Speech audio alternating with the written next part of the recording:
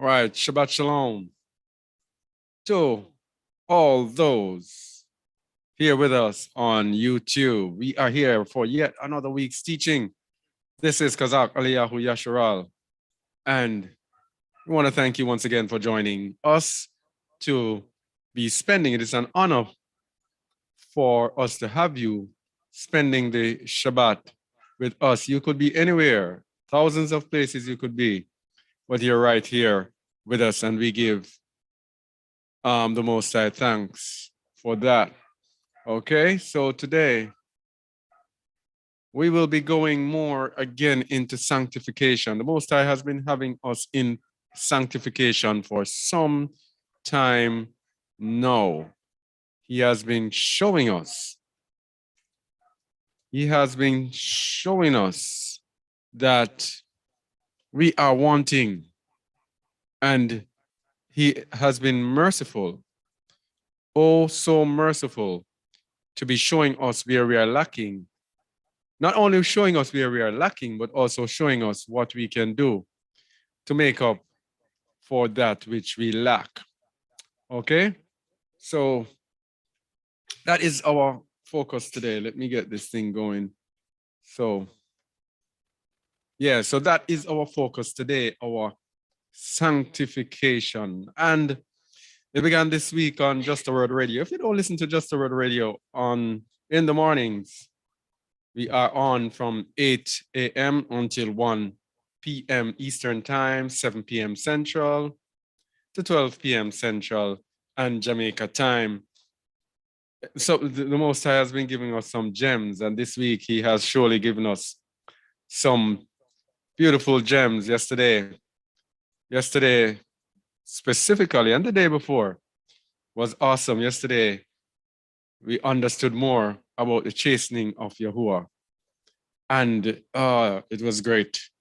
Great to understand the chastening. So now, when we are going through what we are going through, those who have listened to it, I might have to do a teaching based on it as well to get the wider. This is so important to get the wider family to understand what we got from it. For those who were not listening, it made me feel so much more stronger, and like, could you mute your mic, please? Everyone, mute your mics. Yes, to make me stronger for the battle, and it should really enhance your walk as well. But today we're going to look at the works of the flesh. And we're not going to only look at the works of the flesh, we are going to look how to combat the works of the flesh. And we're going to look at the works of the flesh manifested in the account of Joseph or Joseph. And then we're going to see how Joseph overcame the works of the flesh. Now, this teaching is very, very, very important that you pay attention.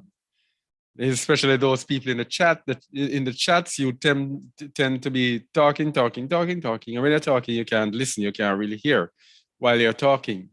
It's very important that you listen to this, because this is more important than anything else. All that we're there talking about doctrines and this person teaches that and that person. This is not one of those teachings. This is one of those teachings that is going to go to the core of our hearts to let us see where we are lacking.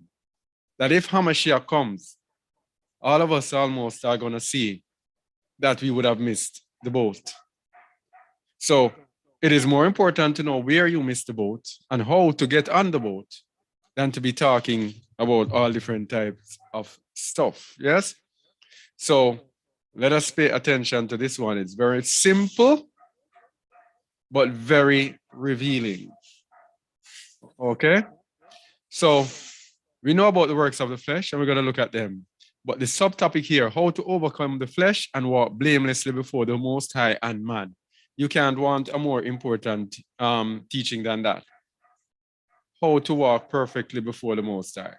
And when we're finished with this, we are going to see, because this is a continuation from last week, where we looked at the fact that if we are not like little children, we cannot enter the kingdom. And last week prepared us for this week, but I didn't know. Because last week we showed that you have to go through the water and through the fire in order to be cleansed, in order to be perfected. So this is even more fire. This is spiritual fire that we go through to be perfected. And up to when yesterday, I didn't even know what I was going to bring forth, but this came through. I realized that in fifth day meeting, I was telling the group that I don't have anything for tomorrow, but Moses had given it to me in a dream and I didn't realize it. So I was there in the dream and I dreamt that there was a big book, like a Sifa, like collection of books, Bible, like, oh, that word Bible, a Sifa. And it had a whole lot of different books in it, thick. But a voice came and said, look for the book of Benjamin. And I started searching it and I couldn't find Benjamin in it. And then when I woke up, I remember I said, oh, that's the testament of the 12 patriarchs, testament of Benjamin.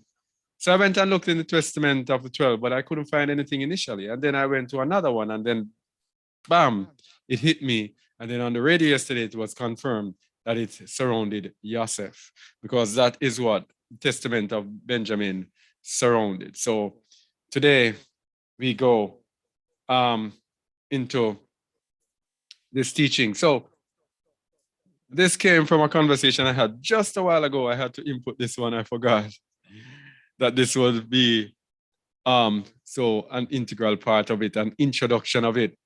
All right, so which bondage do you choose? Because we know Yosef was brought into bondage, but we have to know that as long as you're born, you are in bondage. Read Romans 6:16, please. Know ye not that to whom ye yield yourselves servants to obey, his servants ye are to whom ye obey, whether of sin unto death or of obedience unto righteousness? All right, so you have a choice. It's either to obey sin, which leads to death, or obedience, which leads to righteousness. So you can be a slave of sin or a slave of obedience. Which one do you choose? Bondage to sin or bondage to righteousness? And Deuteronomy 30:19 down the bottom says, I call heaven and earth to record this day against you, that I've set before you life and death, blessing and cursing. Therefore choose life, that both thou and thy seed may live.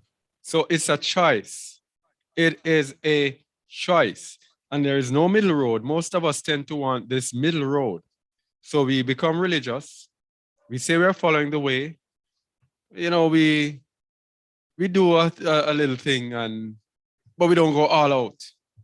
We don't go all out to be in total bondage to righteousness. So that means that sin still has us, still has its shackles on us. Because if we don't go all out in righteousness, sin will still be knocking at your door. And there's another thing, foundation I want to look at is, this thing here on the left. Spiritual, let me change this. I don't want anybody seeing the recording. Give me a minute, please. Wisdom.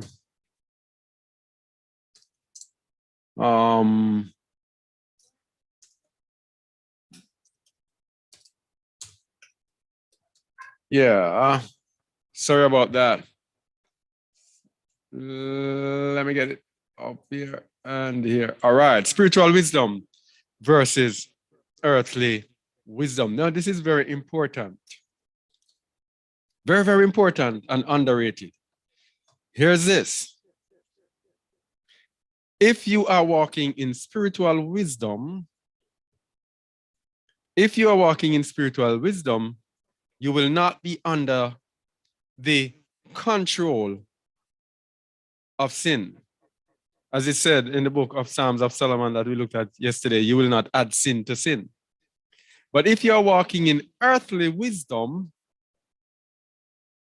you are going to be walking under the power, under the control of sin. But because that is your wisdom, You are going to be blinded, thinking it is true wisdom, and you are going to be walking in sin, not knowing that you are walking in sin, being justified, justifying your actions, thinking that you are in righteousness. So we have to know what is earthly wisdom and what is spiritual wisdom at all times.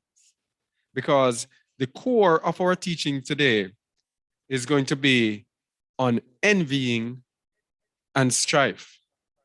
Core of it, because that is where the works of the flesh, that is where they are heightened, and that is where we get all the problems from, when there's envying and strife. So, verse 13, read please. Who is a wise man and endued with knowledge among you? Let him shew out of a good conversation his works with meekness of wisdom. So those who are wise are going to show out of a good conversation their works with meekness of wisdom. So it's humility that is going to show the wisdom that comes from above. But verse 14. But if ye have bitter envying and strife in your hearts, glory not and lie not against the truth. This wisdom. No. So if you have bitter envying and strife, that means that wisdom now is not that wisdom that comes with meekness, because people who are meek do not have envy and strife. So where does this wisdom come from? Verse 15. This wisdom descended not from above, but is earthly. Where are we? You change, go back. Oh, where was that? Oh, James 3. Yeah. All right. Yeah, verse 15. Yeah. This wisdom descended not from above, but is earthly, sensual, devilish. All right, so the wisdom that comes with envy and strife, it is not that wisdom that comes from the Most High, but it is earthly, sensual, devilish. So it is earthly, it is not from the Most High, it comes from man. It is sensual, which means it is responsive to the emotions, to the pride of life, lust of flesh, and lust of the eyes, and hence devilish. And so as long as it is devilish, then we are under the power of the devil. And so we will have bitter envying and strife, justifying ourselves that we are in true wisdom and that we are in right standing, not knowing that this is the wisdom that is controlling us. Verse 16. For where envying and strife is, there is confusion and every evil work. Oh, so that is why the core of what we're talking about today is envying and strife. There's going to be confusion, and there's going to be every evil work. Because remember, that wisdom is devilish. Yes. So the devilish wisdom does not come with good works. So the wisdom that comes from above now, this is a true wisdom that brings forth good works out of meekness. Let's see what it says, 17. But the wisdom that is from above is first pure, then peaceable, gentle, and easy to be entreated, full of mercy, good fruits, without partiality and without hypocrisy. And we're going to see that this is a manifestation in our father Joseph. This is a manifestation in him. Peaceable wisdom, gentle, easy to be entreated, full of mercy and good fruits, without partiality and without hypocrisy. If you have these traits, if you are full of mercy, you can't have envy and strife. If you are gentle, you cannot have envy and strife. If you are peaceable, you cannot have envy and strife. If you are easy to be entreated, you cannot have envy and strife. Yes? Yeah. Verse 18. And the fruit of righteousness is sown in peace of them that make peace. So if you make peace, you're not going to have envy and strife. And so righteousness is going to be sown in you. So before we even start, we have to know how the fruit of righteousness is sown in them that make shalom, in them that make peace, in those in whom there is no envying and strife. So that is another foundation that we're laying. So let's look at the works of the flesh as given to us by the apostle Shaul. Read, please. Galatians chapter 5, verse 19? 19 to 21. All right. Now the works of the flesh are manifest, which are these: adultery, fornication, uncleanness, lasciviousness, idolatry, witchcraft, hatred, variance, emulations, wrath, strife, seditions, heresies, envyings, murders, drunkenness, revelings, and such like, of the which I tell you before, as I have also told you in time past, that they which do such things shall not inherit the kingdom of Allah. All right. So this is, let me tell you something about the scriptures now. Many of us have read the book that they call the Bible over and over, and we've read this over and over. And yet still, how many of us have gone into these words to see what they actually mean? Because if we look into what these words actually mean, we are going to see that many of us are in trouble. Because many of us do these things and we don't even know that we are doing them. So we are going to look at a few of them, and also murder as well. Hatred, emulation, strife, seditions, envyings, murders, a little more into them to show that they are hidden dangers. These are the manifestations of sinfulness, and we're going to look at about 5 or 6 or so hidden dangers from the works of the flesh. So the first one we're going to look at is envy. This is the king of them all. King envy. Read at the top right first. Envy worse than wrath and anger. Envy worse than wrath and anger. Proverbs 27:4. Wrath is cruel and anger is outrageous, but who is able to stand before envy?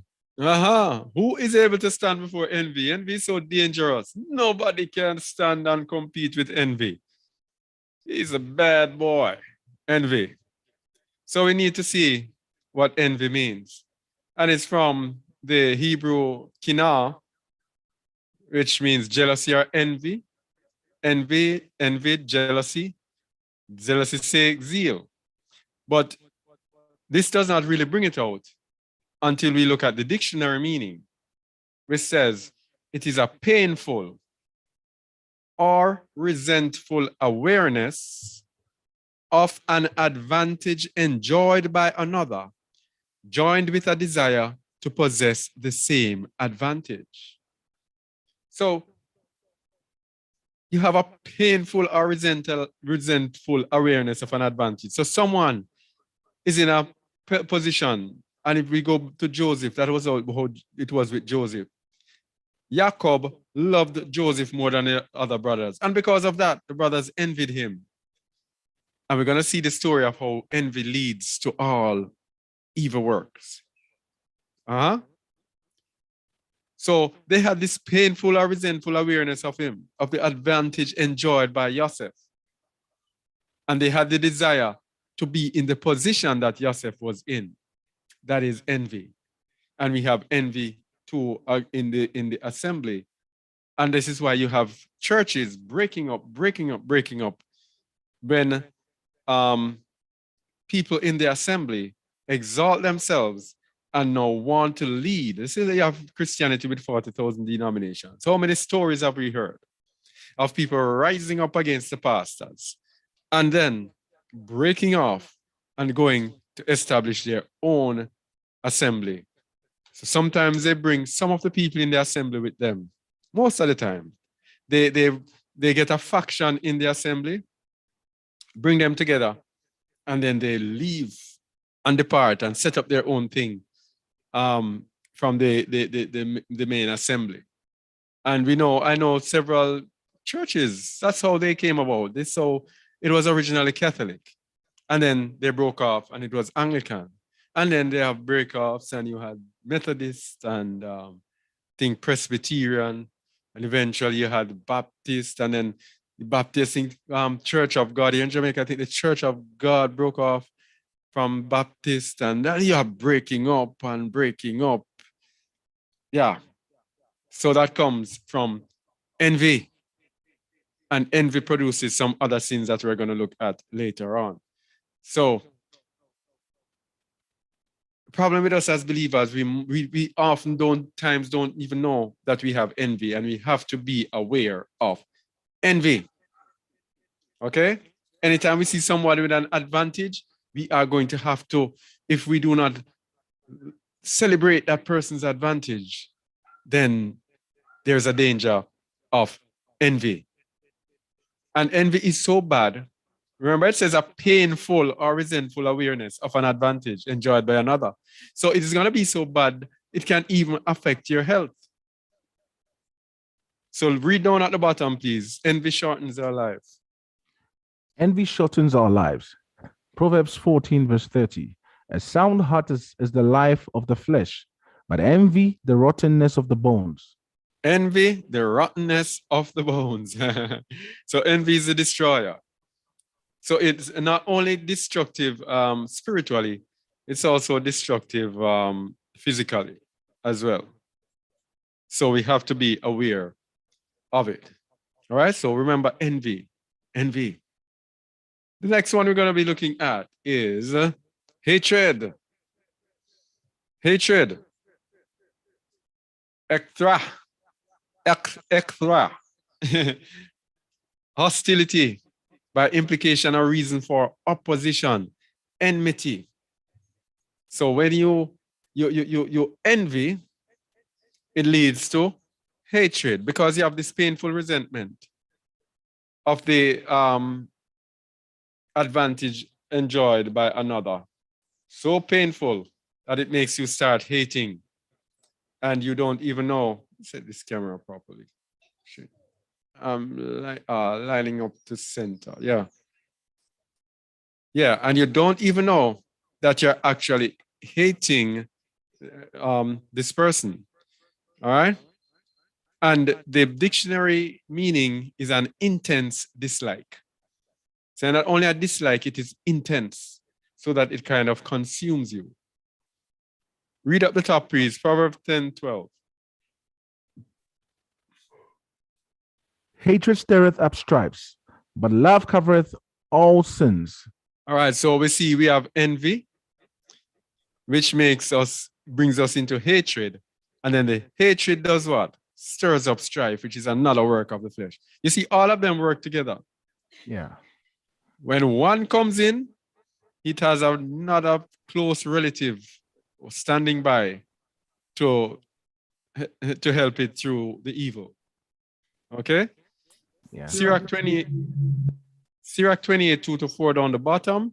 Forgive thy neighbor the hurt that he hath done unto thee, so shall thy sins also be forgiven when thou prayest.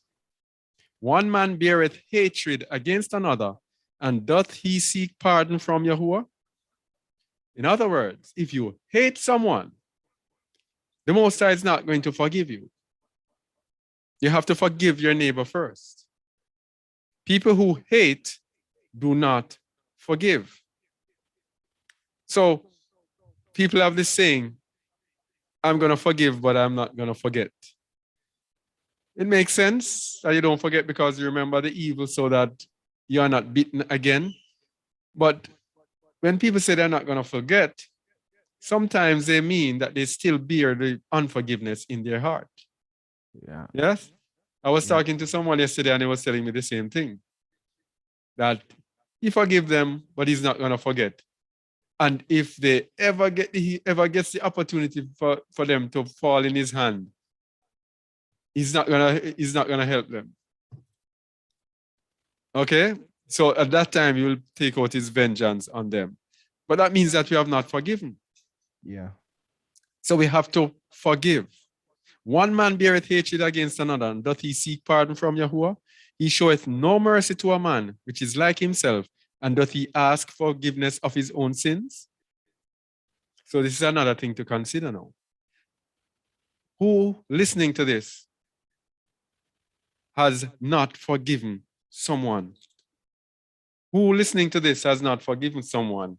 You have to forgive everyone before you bring your prayers to the Most High. That's why Apostle Shaul says, if your brother has aught against you, leave your sacrifice at the altar and make it up with him first before you come and offer unto Alua. This is what he's speaking about. And there is another little known sin again that we need to talk about. All of these sins are going to be brought out in the account with Joseph that we're going to look at in the testament of the 12 patriarchs. And another sin that besets us, and we don't know, is the sin of emulation. Emulation. Now, to emulate means to copy. Emulation can be good and it can be bad. So, for example, the Apostle Shaul says, be ye followers of me, even as I follow Hamashiach. That is the good emulation. Follow me in righteousness as I follow Hamashiach. But there's a bad emulation when people want to be like people in order to be, go above them or to depose them. So it works hand in hand with envy. When you have this bitter resentment to someone's accomplishment or whatever, then it brings you now to want to get to where that person is. Yes? And to depose that person and to be number one. This is the heart and soul of sports, by the way. This is the heart and soul of sports. Someone is a champion and you want to depose them. All right? That's how it works. It's the same thing spiritually in life. When you see someone and you grudge them, envy them, and you want to be where they are to depose them. So emulation comes from the Greek zelos, a properly heat, that is figuratively zeal in a favorable sense. As of course we said it can be good. In an unfavorable one, jealousy, as of a husband, figuratively of a lure, or an enemy, malice, emulation, envy, fervent mind, indignation, jealousy, zeal. And the dictionary meaning, ambition or endeavor to equal or excel others in achievement. And as we were speaking about in the churches, that is what happens in the assemblies. People want to excel others and they zealously try to excel them until now they try to depose them after a while. They get grudgeful of them. They start to undermine them. Everything they say is wrong. Everything is questioned. There are, what you call them now, meetings behind the back, and people meet and complain about this person. It's emulation.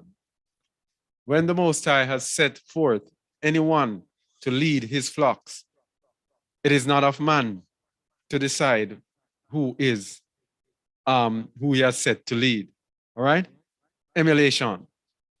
The good emulation is when you see that person and you try to get the good from that person, and you do not try to depose that person. So a lot of us are caught with emulation as well. It is one of those sins that we don't truly understand. So Romans 11:4, at the top, read 14. Read at the top, please.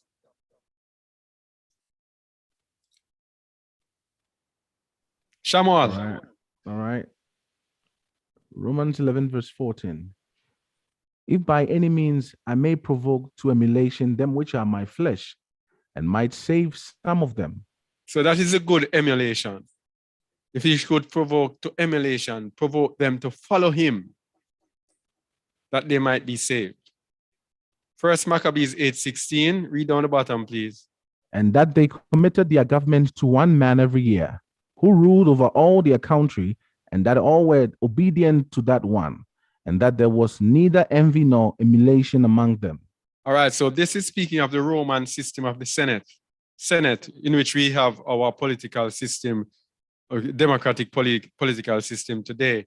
He's saying that they were obedient to that person in the term that they had, and that there was neither envy nor emulation among them. No one envied or tried to be like that person, to take the position of that person during their tenure. And that is what we have doing with this system, a similar thing to the system today, even though today, as soon as a leader takes up, people start to want to find things to get rid of them. But that's another thing. And the next thing we're going to look at now, all of these things now are in the account with Yosef as well. And the other thing is wrath. Now, wrath comes from the Greek word thumos, which is passion, as if breathing hard, fierceness, indignation, wrath. So it's very similar to hatred and emulation and envy, all of them wrapped up in one. The dictionary meaning, a strong, vengeful anger or indignation. Strong, vengeful anger or indignation. And we see the Apostle Shaul encouraging them in Ephesians 4:31 to 32. Could you read, please? Let all bitterness and wrath and anger and clamor and evil speaking be put away from you with all malice. Continue. 32. And be kind one to another, tender-hearted, forgiving one another, even as Allah for Hamashiach's sake hath forgiven you. All right, so what we have here, bitterness, wrath, anger, and clamor, and evil speaking. All of those things are works of the flesh. And you counter it with kindness to one another, tender-heartedness, forgiving one another. And this tender-heartedness and forgiving one another comes under the bracket of compassion, which we're going to show is the antidote to cancel out these works of the flesh. Colossians 3:8 at the top, please. But now ye also put off all these, anger, wrath, malice, blasphemy, filthy communication out of your mouth. All of these works of the flesh, all of these we have to put off, people. Anger, wrath, malice, blasphemy, filthy communication out of your mouth. And why? James 1:20 tells us on the bottom. For the wrath of man worketh not the righteousness of Allah. That's it. When we are in wrath, no righteousness comes out. When we are in wrath, it does not work the righteousness of Allah. All right? So the other word we want to look at now is the one that accompanies envy. Usually, envy brings us to strife because you have this painful resentment to the person or their achievement. It usually ends up in some form of strife. And we use the illustration of the churches. How many times we have heard of infighting in churches? People even physically fighting before they break up. Yeah? Strife.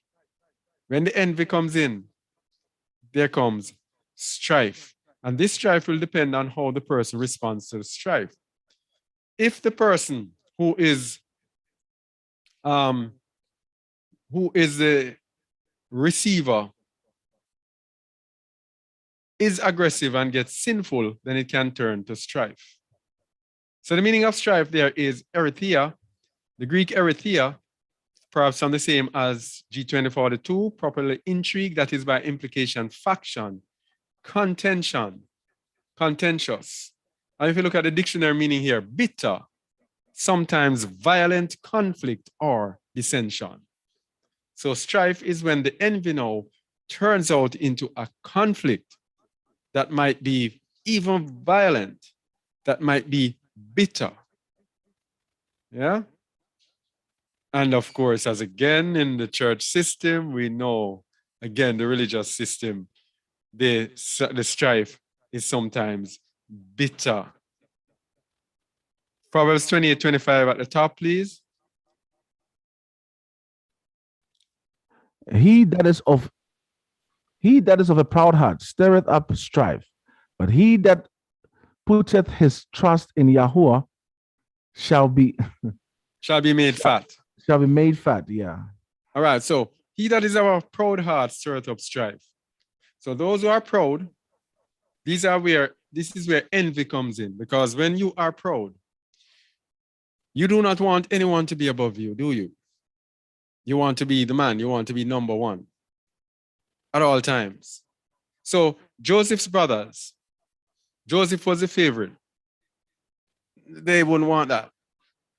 They wanted to be the favorite. So being proud, you always want to be number one. And so in order to be number one, at times, you have to get rid of that person who is number one. And so you will stir up strife.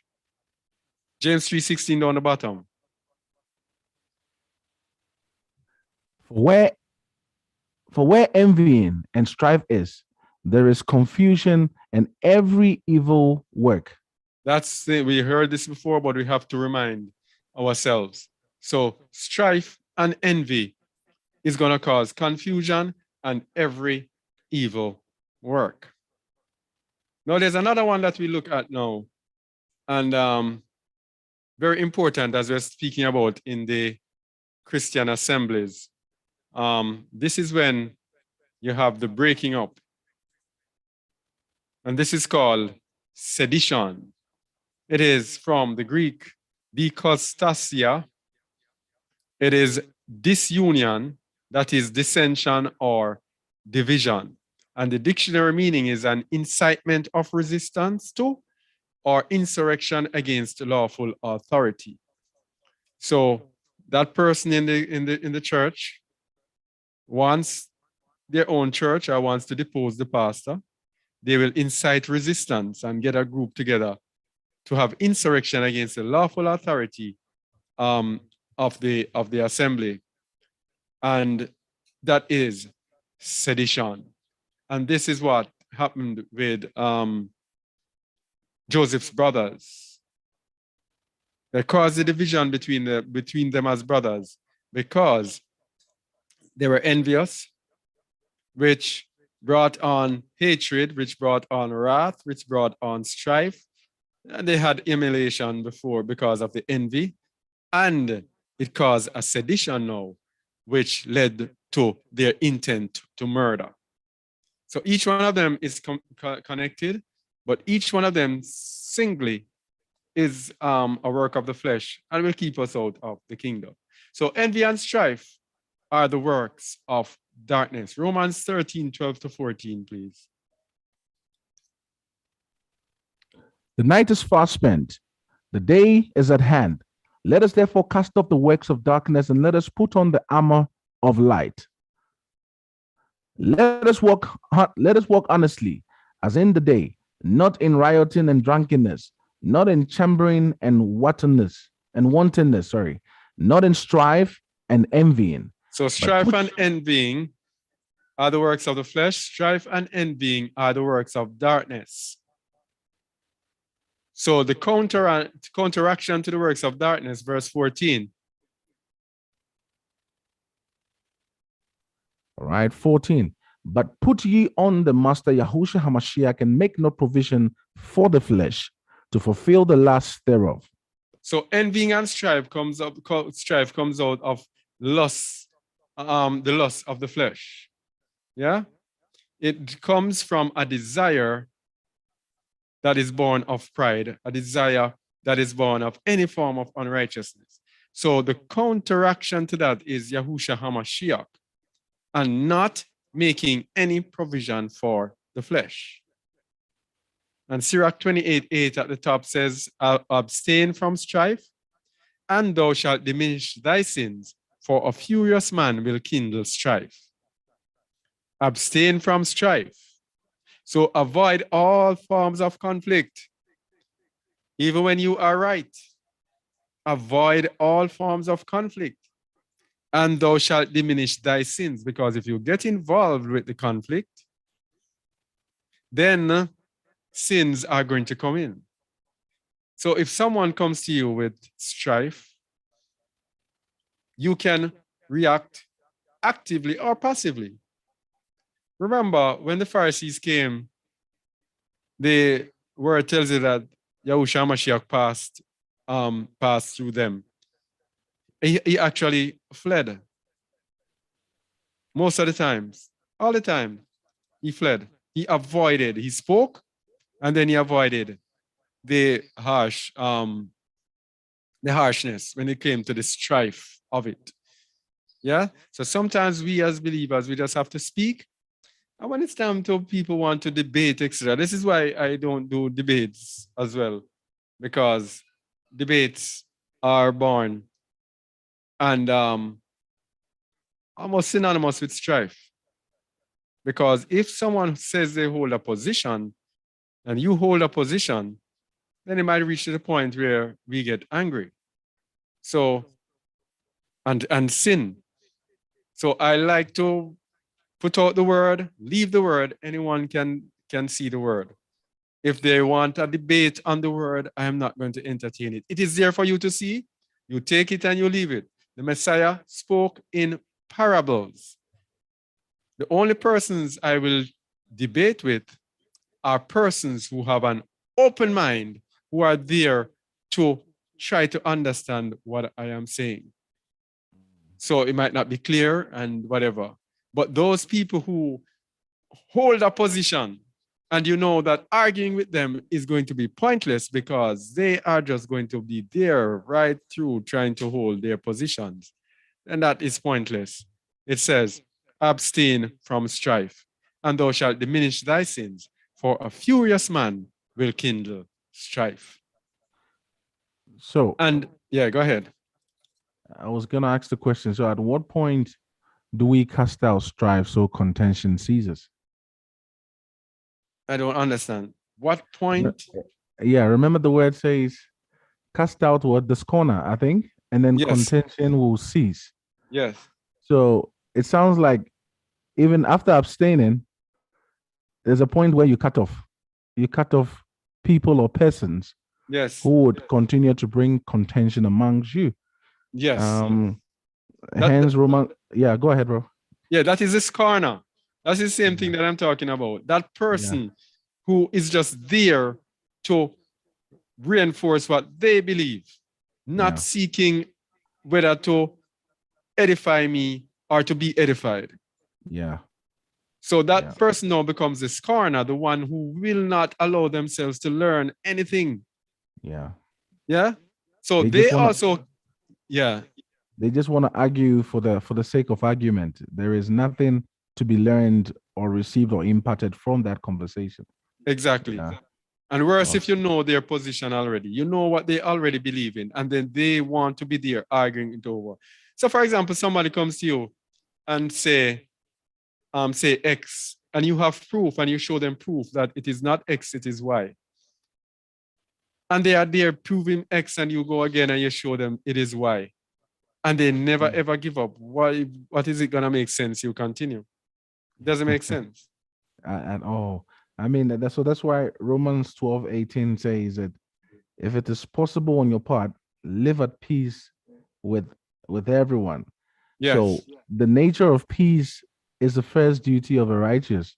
Yes. Right. But you must know who you pursue peace with. And that's why we are distinguishing between the scorner or the scorners. Yes. Right. Those who don't have a desire for unity is different.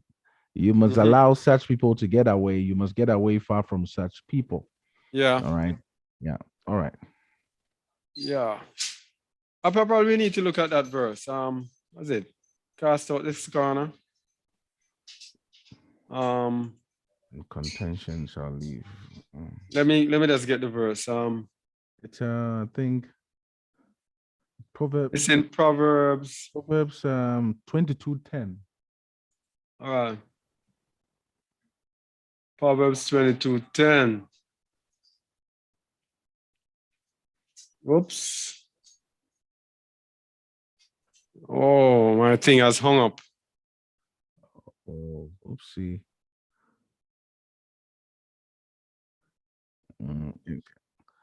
Yeah, it reads here, King James, Yeah, cast out yeah, this corner, yeah, read it. cast out this corner, and contention shall go out. Yea, strife and reproach shall cease.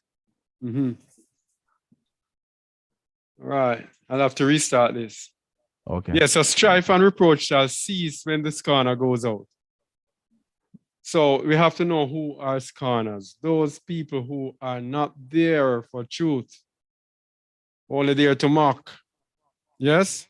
And some Yeah. people sometimes respond to me on YouTube and they respond mockingly. And right away you get it that these people are not here for not, they're just there to mock because they might have realized that what you are saying goes totally against what they believe in. So, you know what? You're gonna get scorned from them. So you respond, you're actually gonna be wasting your time. Really. Anyway, then we come to the good part now. The bondage. All right. No, this is the wrong one. The fruit of the rock. Let me get there.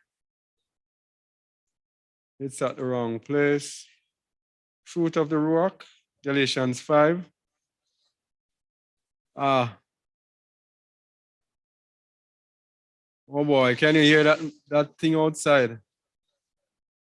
Boy. Not that bad. It's not coming through. Yeah. Okay. All right, but the fruit of the rock, we just spoke about the fruits, the works of the flesh. The fruit of the rock, read please. Galatians chapter 5, verse 23. Verse 22. Verse 22. But the fruits of the Ruach is love, joy, peace, long suffering, gentleness, goodness, faith. 23. Meekness, temperance. Against such there is no law. Verse 24. And they that are Mashiachs have crucified the flesh with the affections and lusts. So this flesh that is to be impaled with affections and lusts, this flesh produces the works of the flesh that we just spoke about. Yes?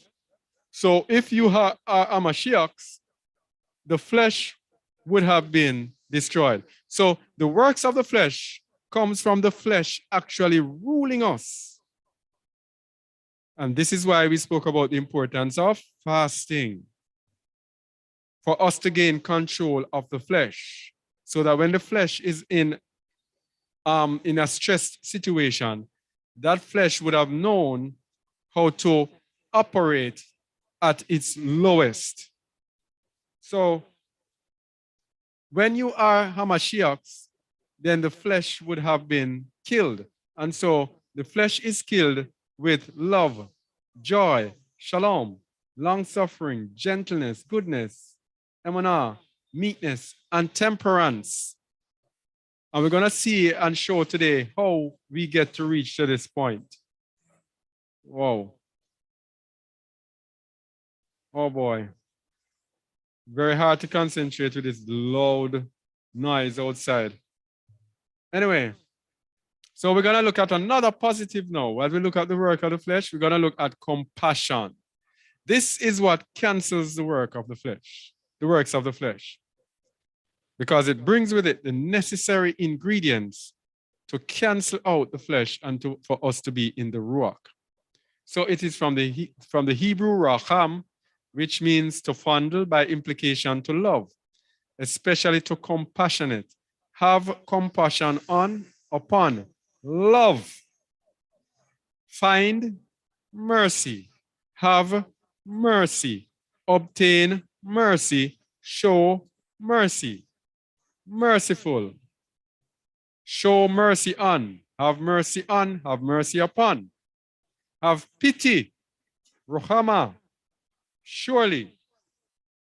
So compassion cancels out all the works of the flesh. So if someone comes to you, in any way they come, in wrath, in strife, in envy, in sedition, in emulation, and your response is compassion, then your compassion will destroy all the works of the flesh, if not now, in the long run.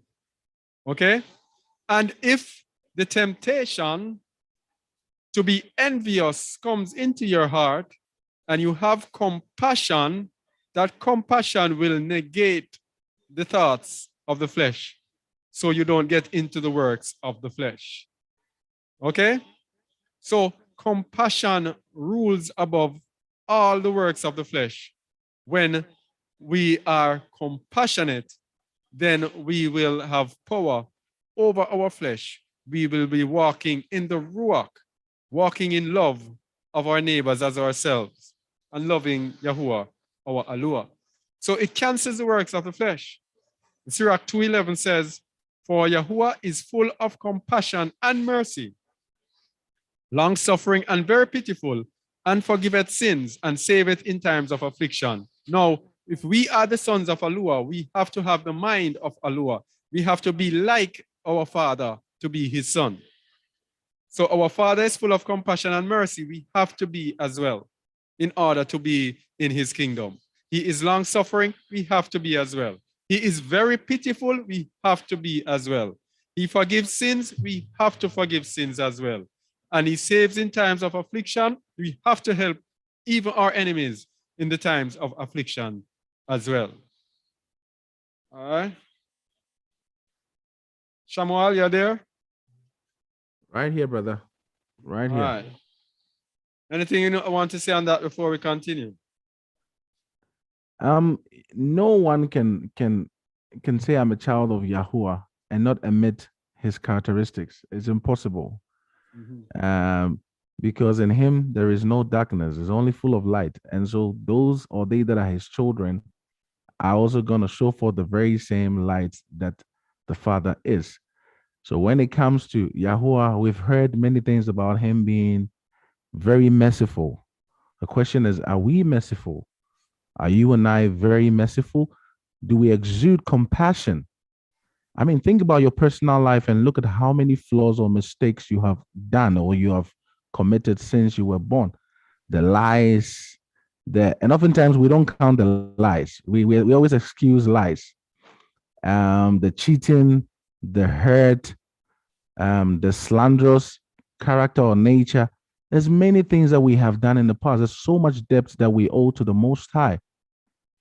And so if he is merciful and he forgives us and suffers long for our sins, then why can we, the moment we know the truth and we come into the truth, or we become sons of the children of the light, how come we are not able to exude the very same qualities?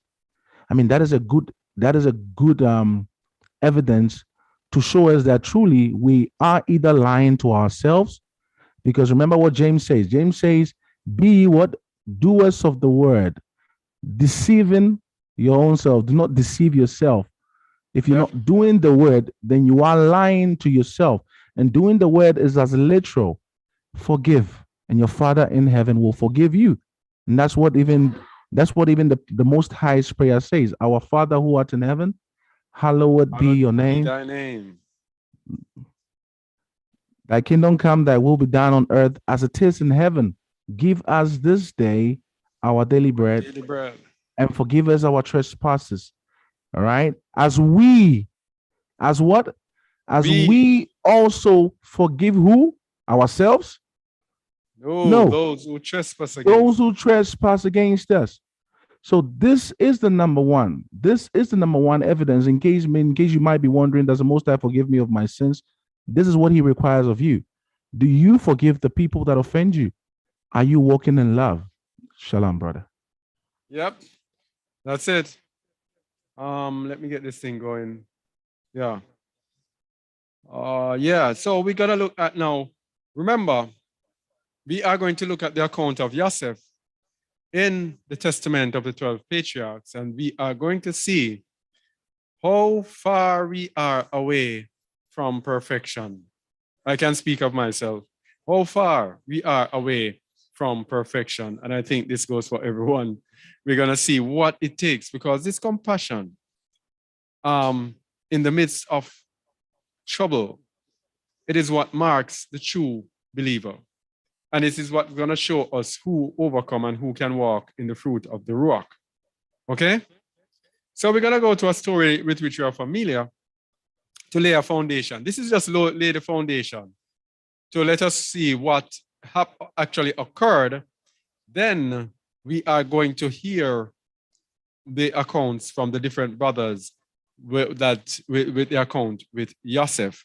And we are going to see how great this young man was and how great we need to be in order to be like him and in order to be like Hamashiach. So the story, the account of Yosef in the book of Habereshith, Genesis 37 verse 2, the story manifests envy, hatred, emulation, strife, wrath, sedition, murder, all fruits of the all works of the flesh.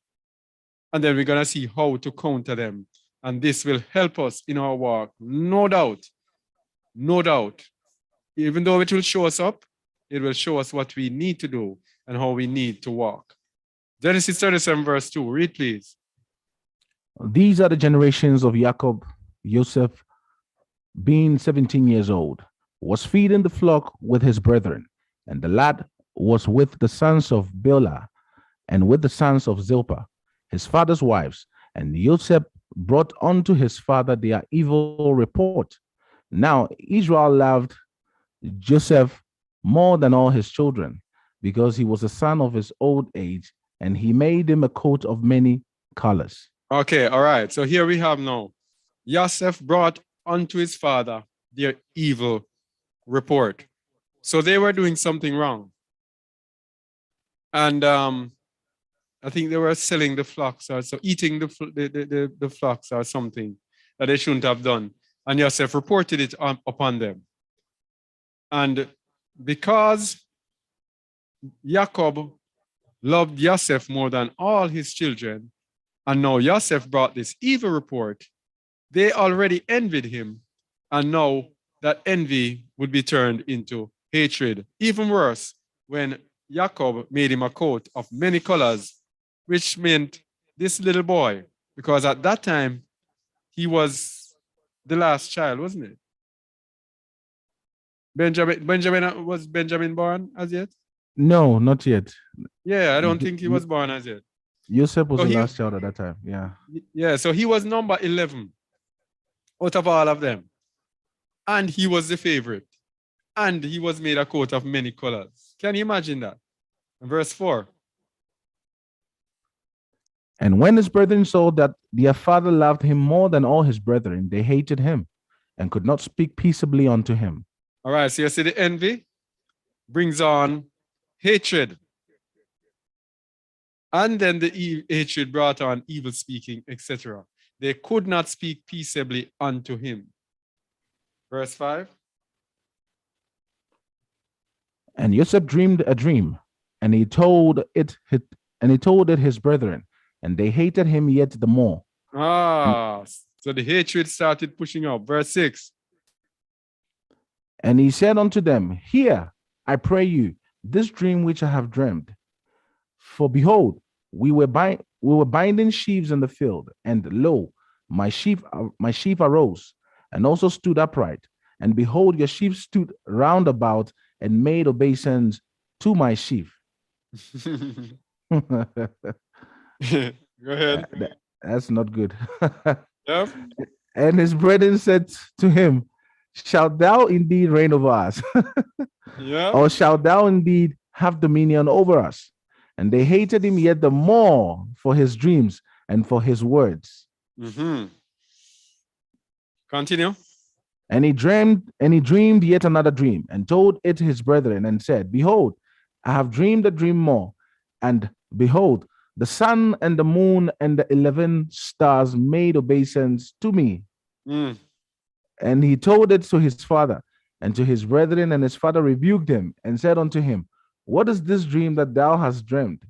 Shall I and thy mother and thy brethren indeed come to bow down ourselves to thee, to the earth?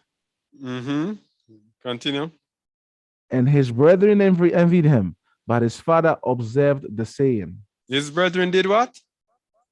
envied him. And we know strife is going to come with envy and hatred and variance and sedition and emulation and wrath. All of that is going to come with brother envy.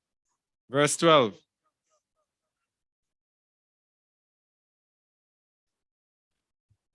Verse 12. All right. And his brethren went to feed their father's flock in Shechem. And Israel said unto Joseph, do not thy brethren feed the flock in Shechem? Come, and I'll send thee unto them. And he said to him, here am I. And he said to him, go, I pray thee, see whether it be well with thy brethren, and well with the flocks, and bring me word again. So he sent him out of the vale of Hebron, and he came to Shechem. And a certain man found him, and behold, he was wandering in the field. And the man asked him, saying, what seekest thou? And he said, I seek my brethren. Tell me, I pray thee, where they feed their flocks. And the man said, they are departed hence, for I heard them say, let us go to Dothan. And Joseph went after his brethren and found them in Dothan. 18. And when they saw him afar off, even before he came near unto them, they conspired against him to slay him. Stop there now. So that's where we see everything come together. Envy, hatred, wrath, emulation, sedition, and now murder comes into their hearts. No good thing comes from envy. No good thing comes from the works of the flesh. Verse 19. And they said one to another, behold, this dreamer cometh. Come now, therefore, and let us slay him. And hello? You fell off? All right. Or maybe a power cut. Anyone else hearing me?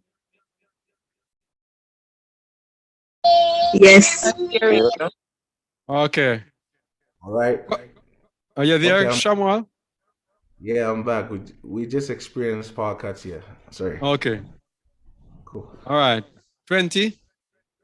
All right. Come now, therefore, and let us slay him and cast him into some pit, and we will say, some evil beast hath devoured him, and we shall see what will become of his dreams. Mm-hmm. And Reuben heard it, and he delivered him out of their hands and said, let us not kill him. Mm-hmm. And Reuben said unto them, shed no blood, but cast him into this pit that is in the wilderness, and lay no hand upon him, that he might rid him out of their hands, to deliver him to his father again. Mm-hmm. And it came to pass, when Joseph was come unto his brethren, that they stripped Joseph out of his coat of many colors that was on him. And they took him, cast him to a pit, and the pit was empty. There was no water in it. They sat down to eat bread, and they lifted up their eyes and looked, and behold, a company of Ishmaelites came from Gilead with their camels bearing spicery and balm and myrrh, going to carry it down to Egypt. All right, something very important to see here. And they sat down to eat bread. They just did this evil to their brother, and they could sit down to eat comfortably. That is why we say envy is deceptive. Envy justifies itself and makes you believe that you are doing the right thing. Even when it's evil, you think the evil to be right. Yeah. That is the danger of envy. So for us as believers, we'll be doing envious things and we'll be justifying it even in the name of Yahuwah, thinking it is justified. But we need to look at the story of Yosef to see true righteousness and to show that envy can be a deceiver. All right, continue, please. And Judah said unto his brethren, what profit is it if we slay our brother and conceal his blood? Come, and let us sell him to the Ishmaelites, and let not our hand be upon him, for he is our brother and our flesh, and his brethren were content. All right. And remember now all these schemers, the 12 tribes of Israel, the 12 tribes of Yasharal. The kingdom will be built on their foundation. So the point is repentance. The point is how you begin and the evil that you live does not define how you end up. So we can turn around at any time. And we will see from the testament how righteous these brothers ended up being, learning from their mistakes. And that is what they did, learned from their mistakes. All right? Verse 27. Okay. Come, Oh. and let us sell him to the Ishmaelites, and let not our hand be upon him, for he is our brother and our flesh. And his brethren were content. Then were passed by Midianites merchantmen, and they drew and lifted up Joseph out of the pit, and sold Joseph to the Ishmaelites for 20 pieces of silver, and they brought Joseph into Egypt.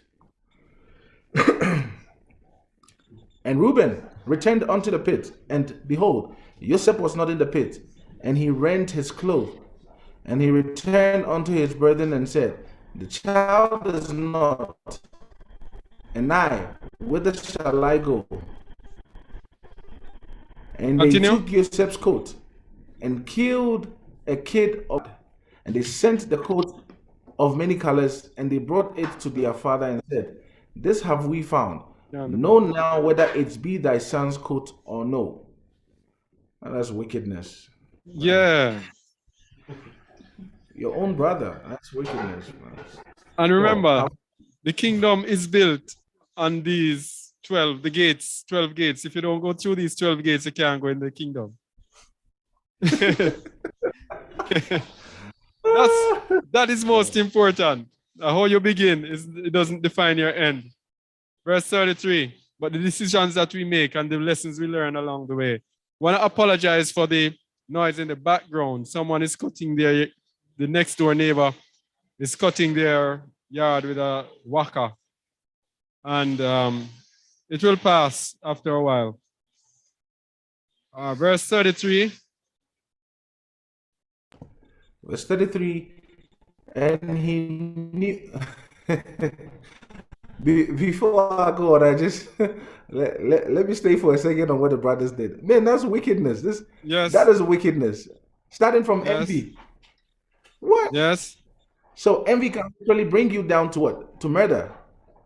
Yes. Wow.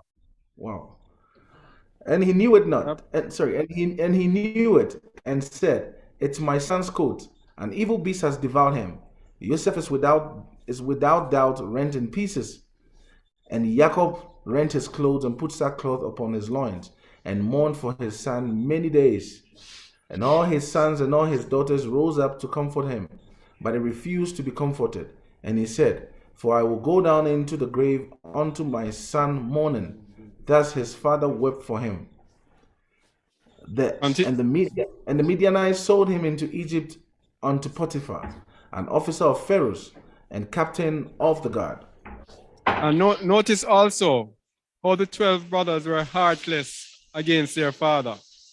They were willing to take the pain of their father just so that they could carry out their evil deed and to be justified in their evil deed. So no doubt that... Go ahead. To even come and sit with their father and mourn with him. Brother, yes. We must be careful of the people around us. Yes. Wow. Yes. Wow. All of them came and mourned with him. And let me tell you something. It is no different from brothers and sisters in the assembly. When there is envy, there is no difference. They will be hypocritical with you, smile with you, laugh with you, and then they will come and they envy you, trying to destroy you in the background. That's it. Oh, wow. I actually pray that any one of us who's doing that must repent. That's why we have these words of sanctification to prepare us.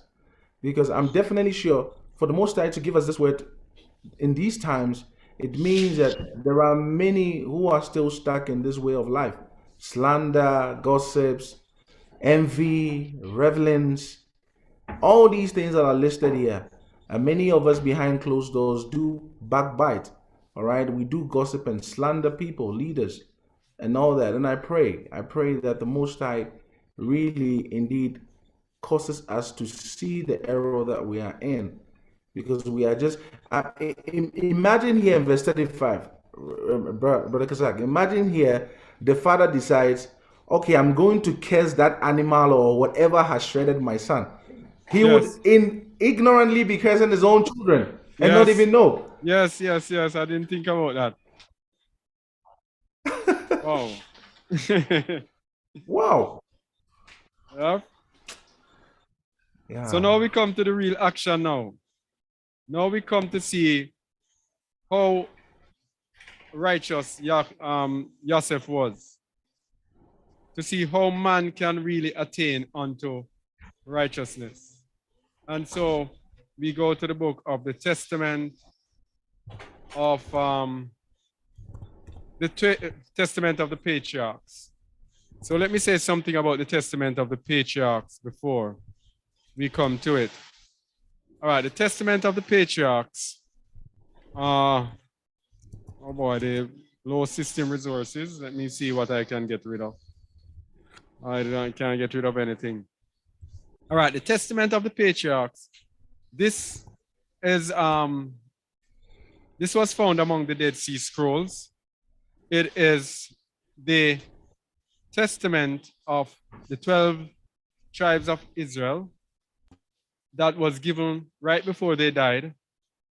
And each one of the patriarchs, they gave their own testament of their lives to their children, to those who are in their tribes, as advice on what to do, what not to do, as advice onto what is righteous and what is not righteous. And it is it's a sweet, sweet gift to us, because it tells us on what is exactly is right living, what to avoid to go into the destruction, and what to do to enter into the kingdom. And this account with Joseph was on the mind of most of them, and most of them spoke about Joseph and their experiences with them and what they learned from their experience with Joseph. So they're going to tell you what they experienced with envy, and they're going to warn you. We're going to get such great insights. Please listen carefully unto the wisdom. And you might have read this before, but when we put it into this context, then it will seem as if it's the first time you are reading it. So the compassion of Joseph, Simeon, the Testament of Simeon, chapter 1, verse 1 to 5:2. Let me get there. Testament of Simeon 1. Let me get there.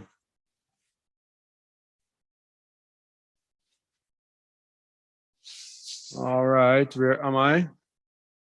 Testament of Reuben, Testament of Simeon. All right. 1 verse 1. Read from verse 1, please. A copy of the one second. A copy of the speech of Simeon. Is it words? A copy of the words of Simeon, which he spoke to his sons before he died in the 120th year of his life, in the time when his brother Joseph died. While Simeon was sick, his sons came to see him, and becoming stronger, he sat up, kissed them, and said, "Listen, my children." One second, bro. I'm just opening it on my side so I can read it from my. Okay, all right, I'm here. Verse 3. Verse 1. Yeah, go ahead. Listen, my children. Let me start from verse 1, okay? Okay. The copy of the words of Simeon, the things which he spake to his sons before he died in the 120th year of his life, at which time Joseph, his brother, died. 2. You can't read it on the screen because with the different words. Oh, okay. So while Simeon was sick, his sons came to see him, and becoming stronger, he sat up, kissed them, and said, "Listen, my children, as Simeon, your father, and I shall tell you the things which I have in my heart. I was born of Jacob, a second son for my father, and Leah, my mother, called me Simeon because Yahuwah had heard her prayer,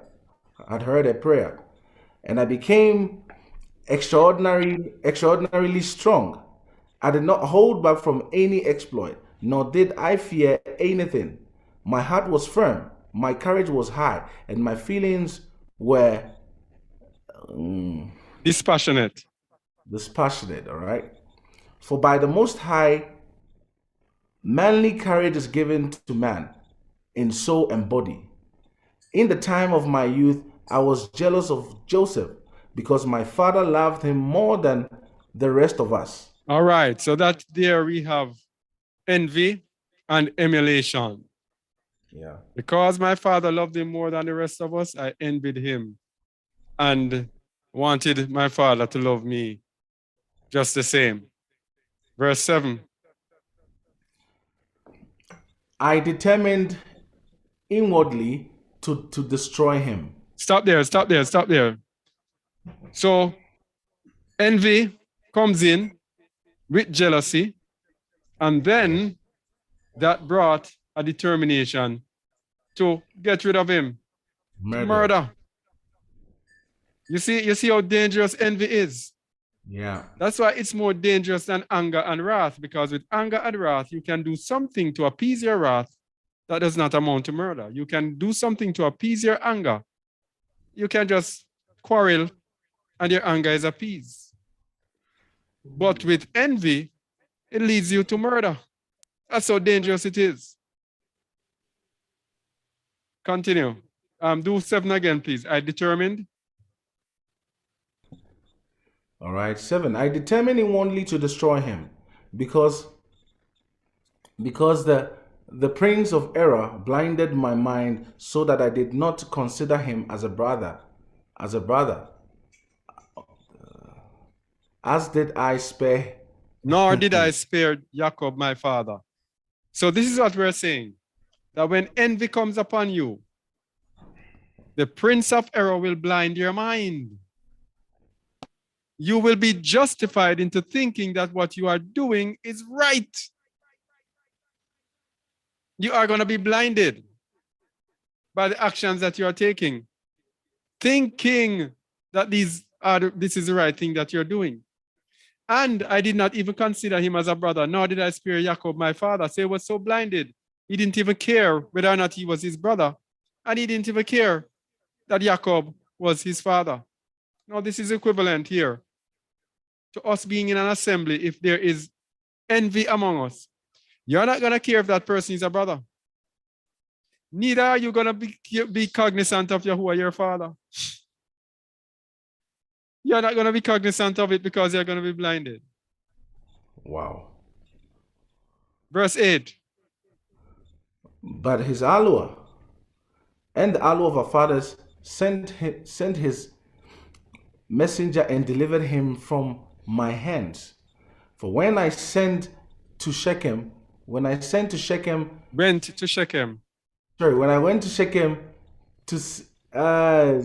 it's bad, bro. If you can read it, just read it for now. It's quite bad.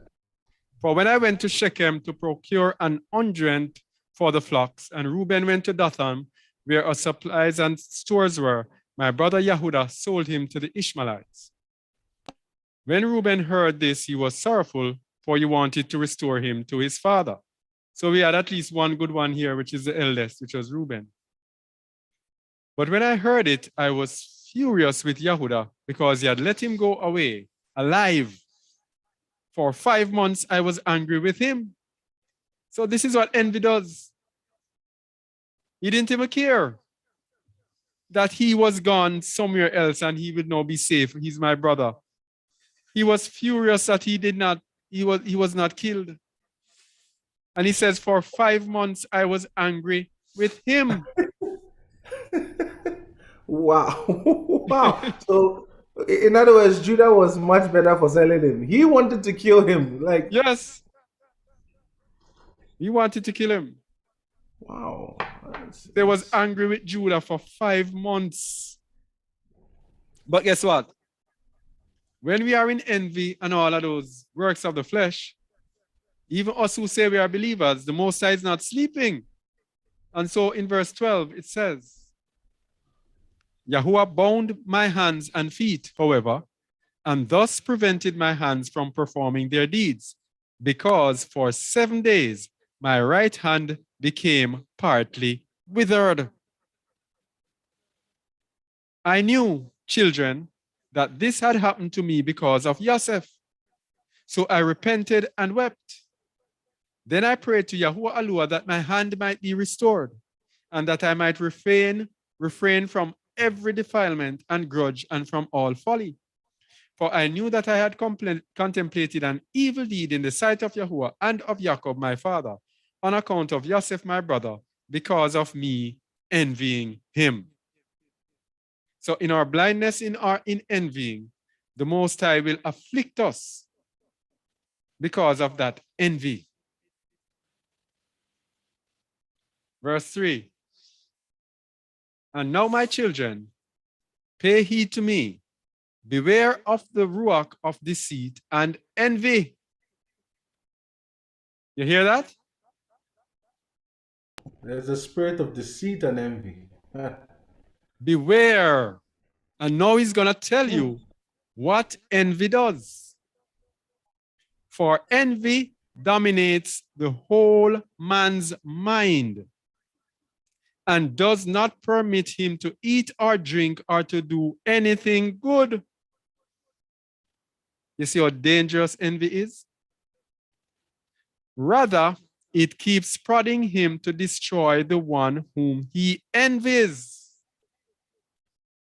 Whenever the one who is envied flourishes, the envious one languishes.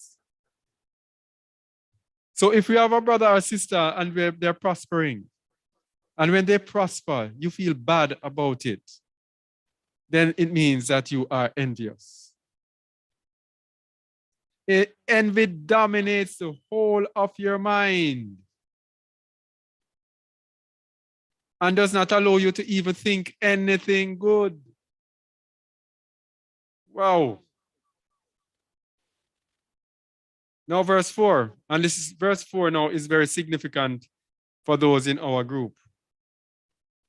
Out of the fear, reverence of Yahuwah, I chastened my soul by fasting for 2 years. And I came to know that liberation from envy occurs through fear or reverence of Yahuwah. Out of the fear, reverence of Yahuwah, I chastened my soul by fasting for 2 years. And I came to know that liberation from envy occurs through fear or reverence of Yahuwah. Shamuel, you want to say something on that? If you don't get anything, it's okay. I'm just in shock because I'm looking. Someone fasted for 2 years to cleanse themselves. Yes. You know, to cleanse themselves, and it reminds me of the other brother as well who slept with the father's wife, who also Reuben. literally almost died. And yes, and oh, the same person here, the same person, yeah, who went through again. This is Shimon. This is Simeon. This is Simeon. Oh, okay. Reuben also went there through the cleansing as well, and then these days we just take repentance so lightly. You know, we have cheapened repentance, like literally, and fasting. And fasting as well. We don't talk about fasting. I mean, oftentimes when we talk fasting, is the last thing we ever bring on the table. But we are currently in the times when prayer and fasting is very important, especially to not find ourselves falling prey to many of these the schemes of the enemy. Because for you to fall prey to envying, to jealousness, to all these things is when you haven't denied yourself. And fasting is one of the keys, if not the key, to helping you tame the desires of the flesh. Fasting is the key. Because in the moment or in that moment or time of fast, you are so sober-minded, it's not funny. You don't even have an appetite or desire for carnal things. Yes. You easily get, you even get irritated when someone is talking about cars and houses. You look at them and you think, what's wrong with you? Is that all you Yes. can talk about? So fasting is one place that it focuses our minds and it sharpens us. All right, it sharpens us and quickens us to the deception, so that when offense is coming, you can literally spot an offense. You can literally spot many things from miles away. But when the body is so full, oh man, then it's easy to pacify sin, to just let sin go subtly and think, ah, no, but it's not that bad. It's okay. But as I'm reading here, because everything in this passage is really, I'm surprised. I mean, oh, that's why I'm quiet listening, because this is Can I serious say? stuff. Yeah. Can I say we ain't seen nothing yet? We Oh, are going to get to the. it's just a Huh? beginning. It's This is just the still the beginning. We're gonna beginning. get to. Yes, we're gonna get to the depths of righteousness. It's gonna teach us so many things. Now, Woo. verse 5 says, if anyone flees to Yahuwah for refuge, the evil rock will quickly depart from him and his mind will be eased. So when you've done something wrong, when envy is upon you and you flee to Yahuwah, fasting, prayer, repentance, then the evil rock that had blinded your mind in the envy, causing you to think and to be doing all sorts of evil, that evil rock will quickly depart from you. Very, very important to know. From then on, he has compassion on the one whom he envied and has sympathetic feelings with those who love him. Thus his envy ceases. So after repentance, etc., then you will have compassion on the one whom you envied. Yeah? Yeah. And have sympathetic feeling on those who love him. And so your envy will cease. Now my father was inquiring about me because he saw that I was sullen. And I said to him, I am inwardly in pain, for I was more sorrowful than all of them, because it was I who was responsible for what had been done to Joseph. So he was the ringleader. Shimon. And when we went down into Mitzrayim, and he placed me in fetters as a spy, I knew that I was suffering justly, and I did not lament. This is what I'm telling you, that when you're going through afflictions, just remember the life that you live and realize that you deserve nothing good. And then in your chastening that you're going through, it will be more pleasurable and more bearable. So he knew that he was suffering justly for being singled out. But here's what he said. But Joseph was a good man, one who had within him the ruach of Alua, and being full of compassion, that's our word for the day, and being full of compassion and mercy, he did not bear ill will toward me, but loved me as well as my brothers. This is how you know that you are in righteousness, people. When the person who has done you great evil, you love him just the same as anyone else. Even though he has not apologized, a lot of us wait on an apology to be able to love our brothers and sisters as much as others. But when the Ruach Alua is in you, you will be full of compassion and of mercy. So here's his advice. Can you read verse 5, please, Shamuel? Scroll it a bit down, just a bit down for me. Okay. Guard yourselves, therefore, my brethren, my children, from all jealousy and envy. Live in the integrity of your heart, so that Allah might give you grace and glory and blessing upon your heads, just as you have observed, just as you have what you have in Joseph, just Observed as you in have Yosef. observed in Joseph, yeah. In all All his right, so days, guard yeah. yourselves from, no, that's okay. Guard yourselves, therefore, from all jealousy and envy. Guard yourselves. Live in the integrity of your heart so that Allah might give you favor and splendor and barakah upon your heads. So we have to make sure that every jealousy and envy is kept away from us. Yes? Yeah. In all his days, he did not reproach us for his deed. You see that? Yeah. No vengeance. He had all the power in his hand, right in his hand. No, he could do anything to them. And he did not reproach them for their deeds. Chose mercy, yeah. But hear this, but he loved us as his own life. We see Hamashiach here in Yosef. He's a kind of a prototype of Hamashiach.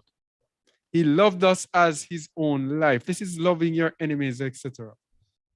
He extolled us more than he did his own sons. And he showered us with wealth, flocks, and produce. What a man that is. Look what they did to this man. And look what he did. Verse 7. And you, my children, each of you love his brothers with a good heart, and the spirit of envy will depart from you. See? Love your brothers with a good heart. That is the only way the ruach of envy will depart from you. Without love, without compassion, then the ruach of envy is there lurking. Let me tell you something. This ruach of envy, it is so underrated. It is there lurking on every believer. Every one of us when we come to the Most High. It is what is wrecking our society. It is what is causing us to be so many murders. Yeah. One of the chief causes of murders in Jamaica is land dispute. Disputes over land. That is one of the main causes. Envy. Yeah. But it is also there with us in the assembly as well. Yeah. Verse 8. For that attitude makes the soul savage and corrupts the body. It foments wrath and conflict in the reason, excites to the shedding of blood, drives the mind to distraction, arouses tumult in the soul and trembling in the body. Woo! As a plague. Yes, it's like a plague. It makes the soul savage and corrupts the body.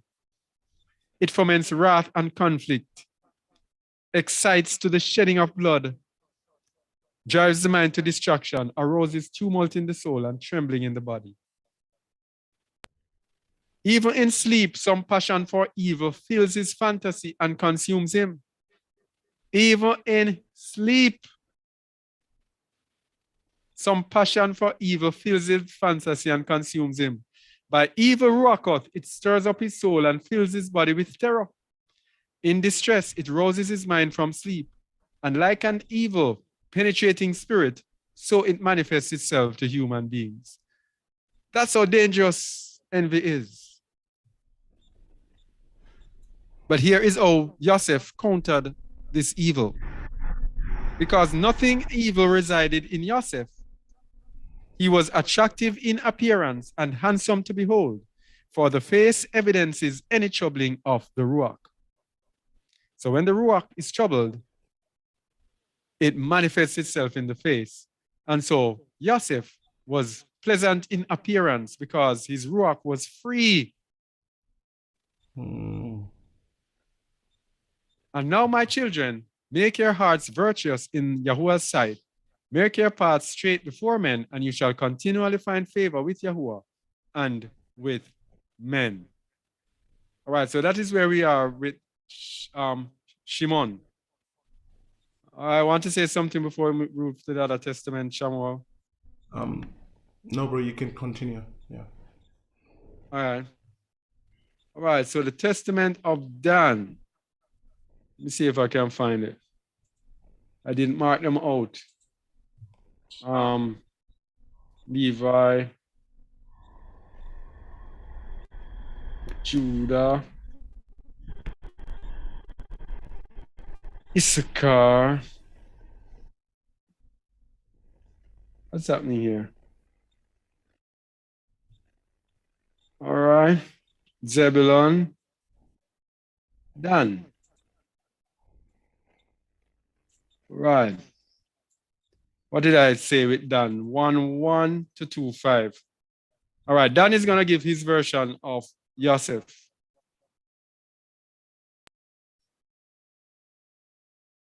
Read, please. A copy of the words of Dan, which he spoke to his sons at the last of his days, in the 125th year of his life. 2. Assembling his clan, he said, Sons of Dan, hear my words, give heed to what is uttered by the mouth of your father. I have made proof in my heart and in my life that truth with honest dealings is good and well-pleasing to Allah, while falsehood and anger are evil because they instruct mankind thoroughly in evil. So, truth with honest dealings in good is good and well-pleasing to Allah, while falsehood or lies and anger are evil because they instruct mankind thoroughly in every evil. My children, I confess to you today that in my heart I rejoiced over the death of Yosef, a man who was true and good. I was glad about the sale of Yosef because Father loved him more than the rest of us. Another one again, envy, because the Father favored the Son. Yes? For the rock of jealousy and pretentiousness kept saying to me, you too are his son. So this is the equivalent to this, the spiritual equivalent to this in assemblies is when the Most High chooses people for certain positions. Yes? We hear in churches of people fighting over leadership for this and leadership for that. Leadership even for the pastor. Because they are saying, as Korah said, that all of us have the rock. All of us have Rock HaKadosh. So why are you exalted? It's the same thing. How come you are the pastor? And I know and understand more than you. Yes?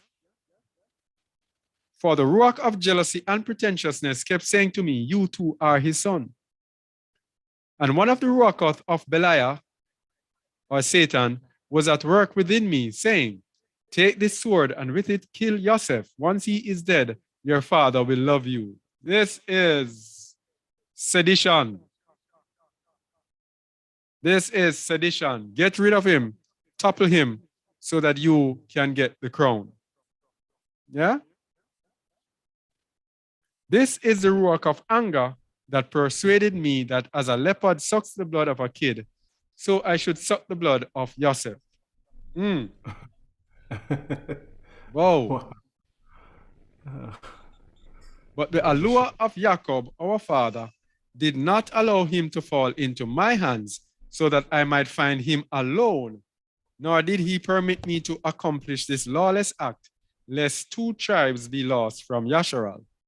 And we know these 2 tribes are the tribe of Ephraim and Manasseh, the sons of Joseph.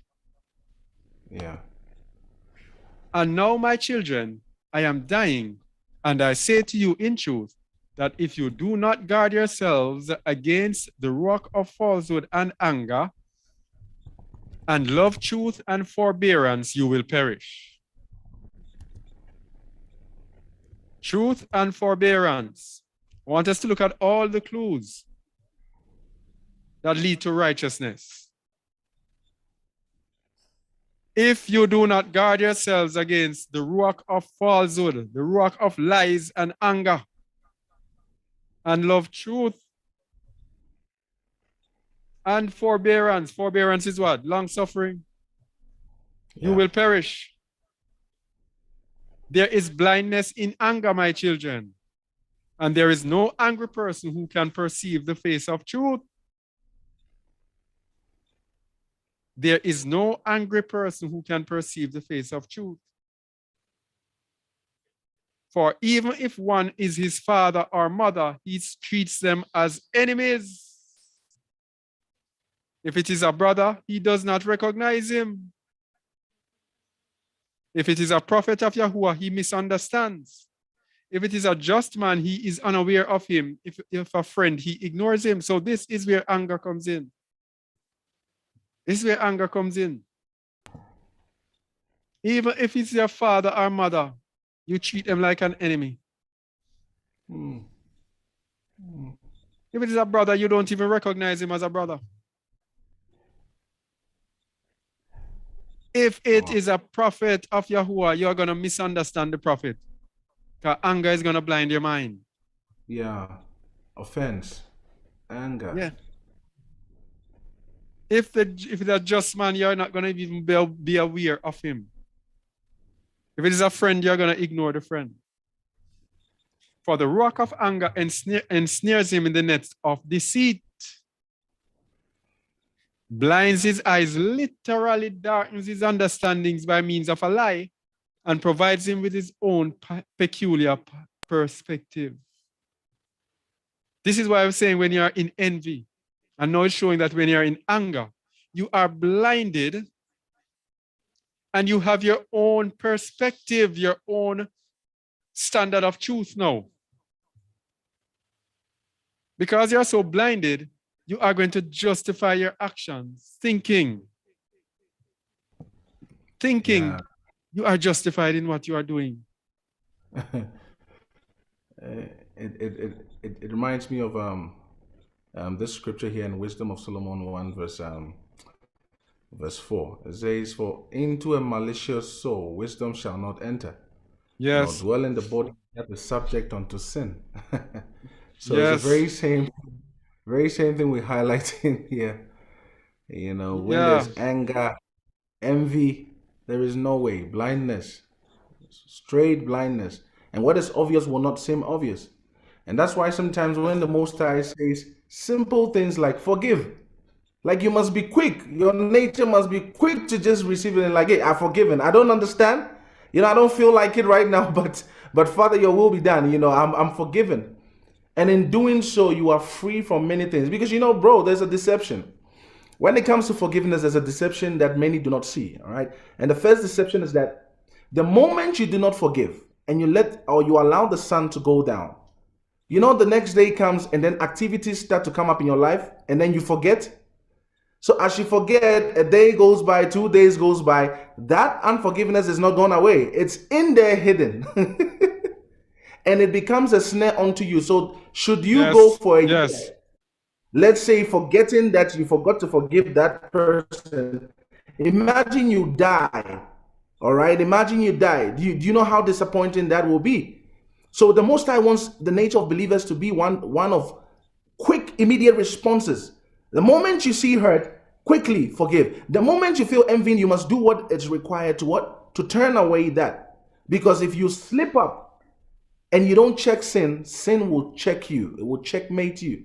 All right. You're so right. And you know the checkmate is when you least expect it. A surprise defeat. Yeah.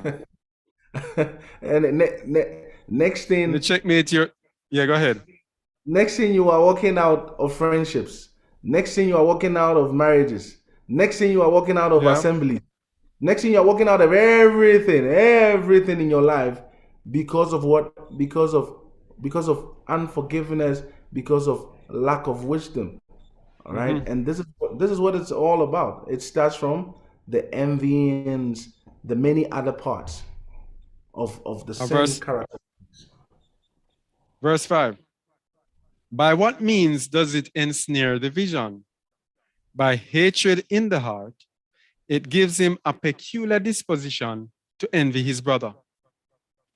So when a hatred is in the heart, we have a unique disposition to envy our brother. Blindness comes over us.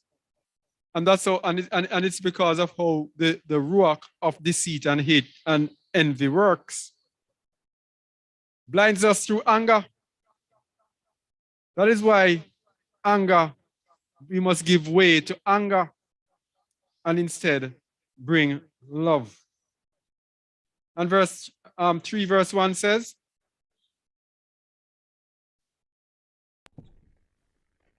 anger is evil, my children, for it becomes the motivation force of the soul itself. That force has strange effects on the body of the angry man. It dominates his soul and provides the body with a peculiar power so that it can accomplish every lawless act.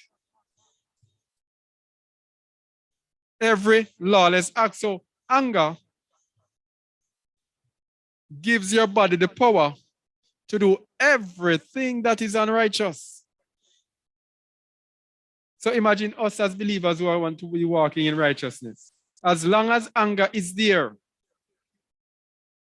we will always be open to lawlessness.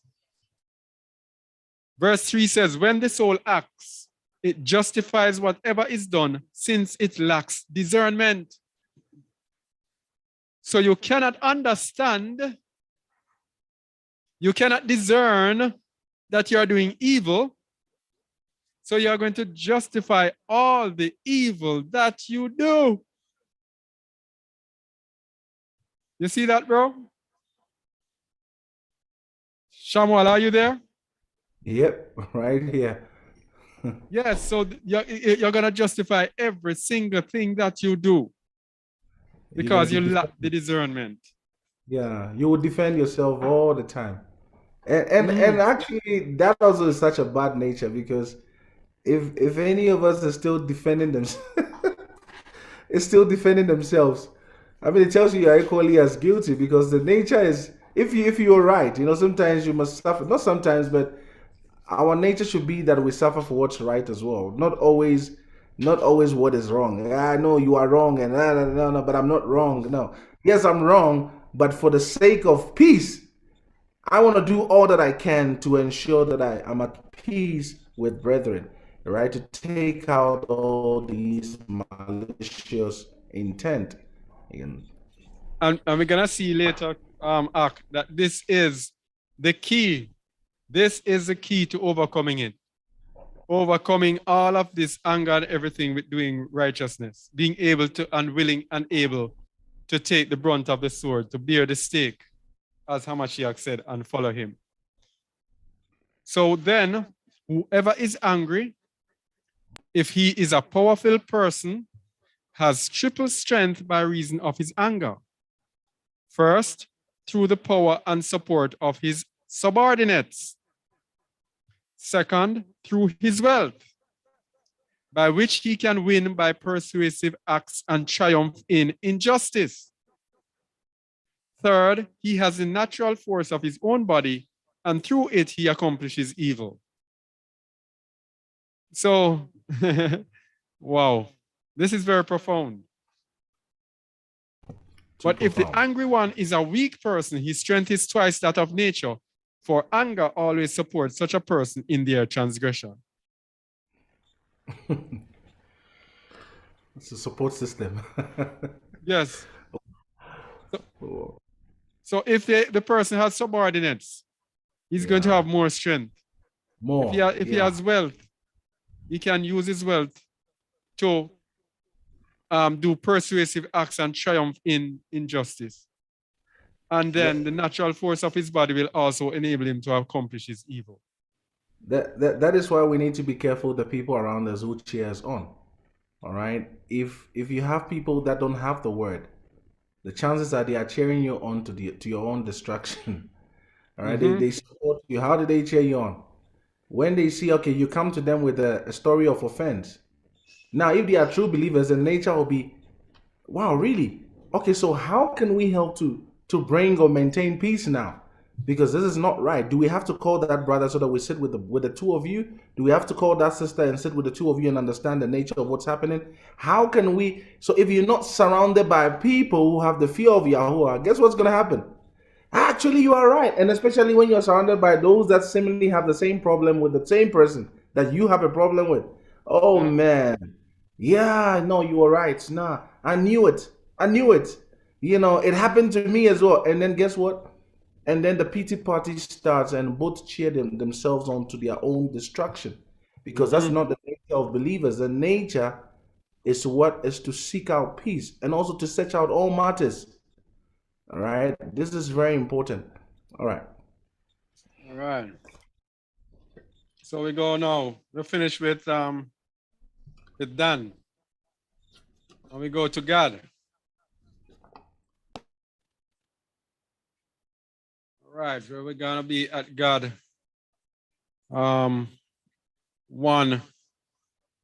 to 8 2.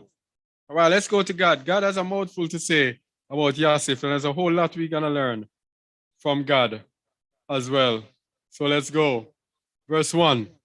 I wish someone could read this, but is anyone Let me I doubt. Can anyone see the screen properly? Is the screen much better with anyone? Just check. Let's see who has the best view of it, because it's very, I know usually it's like this, but today it's very okay. Let me go. A copy of the what? A copy of the testament of God concerning what he said to his sons in the 127th year of his life, saying, I was Jacob's ninth son. Among the shepherds I was brave. I was brave. I gathered the flock at night, and when the lion came, the wolf, the leopard, the bear, or any other wild animal attacked the flock, I pursued it. Seized it by the foot. Seized it by the foot with my hand, crushed and blinded it, and hurled it a distance of 1,200 feet. Oh, you I know, was over there. that's a Superman. That's a Superman. Now Joseph was tending the flocks with me for about 30 days. And since he was delicate, he became faint from the heat, and we're back to Hebron to his father. He made Joseph, okay, so now Joseph, he made Joseph lie down close to him because he loved him. He loved him. All right, let me go. Yeah. And Joseph said to his father, the sons of Zilpah and Bilhah are killing the best animals and eating them against the advice of Yehuda and Reuben. So there we go. That was why they hated Joseph in the first place, one of the reasons. He saw that I had set free a lamb from the mouth of a bear, which I then killed, but that I had killed the lamb when I was saddened to see that it was too weak to live, and we had eaten it. This he told our father. On this matter, I bore a grudge against Joseph until the day he was sold into Egypt. The spirit of hatred was in me because we had eaten the newborn of the flocks without Yehuda. And whatever Joseph told our father, he believed him. I now confess my sin, children, that frequently I wanted to kill him. To the depth of my soul, I hated him, and my inner feeling of mercy toward him was completely absent. So there we have all of those together. Hatred, we have envy, jealousy, we had murder on his mind as well, and no mercy towards him. Because of his dream, my hatred toward him increased, and I wanted to gobble him from among the living as an ox gobbles up grass from the ground. For this reason, Yahudah and I sold him to the Ishmaelites for 30 pieces of gold. We hid 10 pieces and showed only the 20 to our brothers. Oh boy. Hey. Thus it was through greed that our plot to kill him was carried out. Through greed. So even greed came in the mix. You see, from one works of the flesh to another. Chapter 2, verse 4. But yeah, the allure of my fathers rescued him from my hands, so that I might not perform a lawless deed in Yasharal. And now, children, listen to the words of truth, to perform justice and every law of the Most High, not to be led astray by the spirit or the ruach of hatred, because it is evil beyond all human deeds. So if you notice, each one of these patriarchs, each one of them focus on a different evil ruach. So God now is focusing on the ruach of hatred. Shimon had focused on the ruach of envy, and Dan had focused on the ruach of anger. It says, let's look on hatred. Not to be led astray by the spirit of hatred, because it is evil beyond all human deeds. Whatever anyone does, he who hates is revolted. So you're never pleased with what anyone does. If he fears or reverences Yahuwah and hopes for good things, the hater has no love for him. So when you are in the way and people are hating you, don't feel bad. Because if you fear and reverence Yahuwah and you hope for good things, the hater will have no love for you. You see that, Shamuel? Yeah. So if you are in the way and people are hating you, and people also are saying that they are in the way, that's deadly. That's deception. That's very dangerous. Yep. It's the hater disparages truth, envies the successful person, relishes slander, loves arrogance, because hatred blinds his soul. It was in this way that I regarded Yosef. So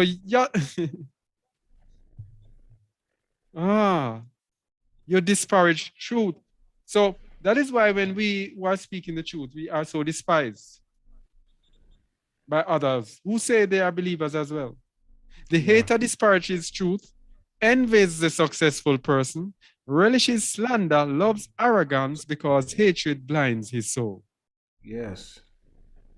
It was in this way that I regarded Yosef. Wow.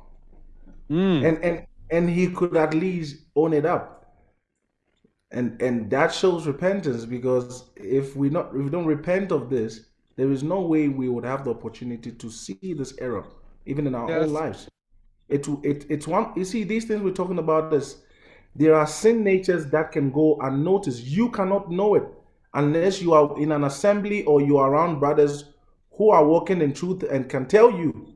Yes. This is the reason why we need each other, to grow one another in the way of truth, which is love, which is charity. So if you are on your own there, walking and always separating, whenever someone corrects you, you isolate yourself, chastise you, you walk away, you're doing yourself, in actual sense, a great deed of injustice. All right, because you are setting yourself up for failure. And this is where it is. Part of walking this walk is having the ability, the humility, the ability to take reproof, correction, no matter how hard it is. The moment we all get scared to tell you things that you do, then you know we're all going to watch you destroy yourself. And I don't think those are the kind of people who have the truth, or you ought to be surrounded by. Shalom. Yeah. 4 verse 1, beware my children of those who hate. I've got your version, bro. Let me read it. It's fine. Let me help you. Okay, go ahead. Beware, my children, of those who hate, because it leads to lawlessness against Yahuwah himself. Hatred, Against Yahuwah himself.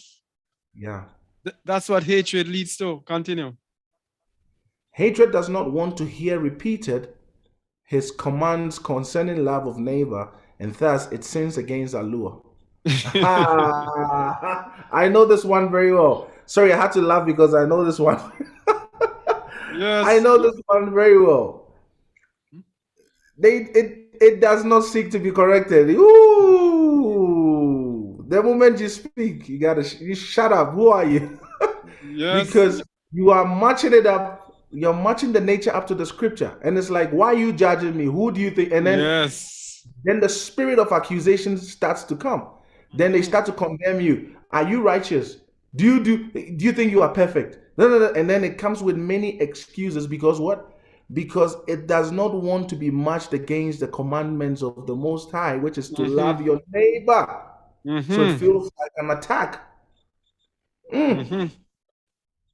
Verse 3.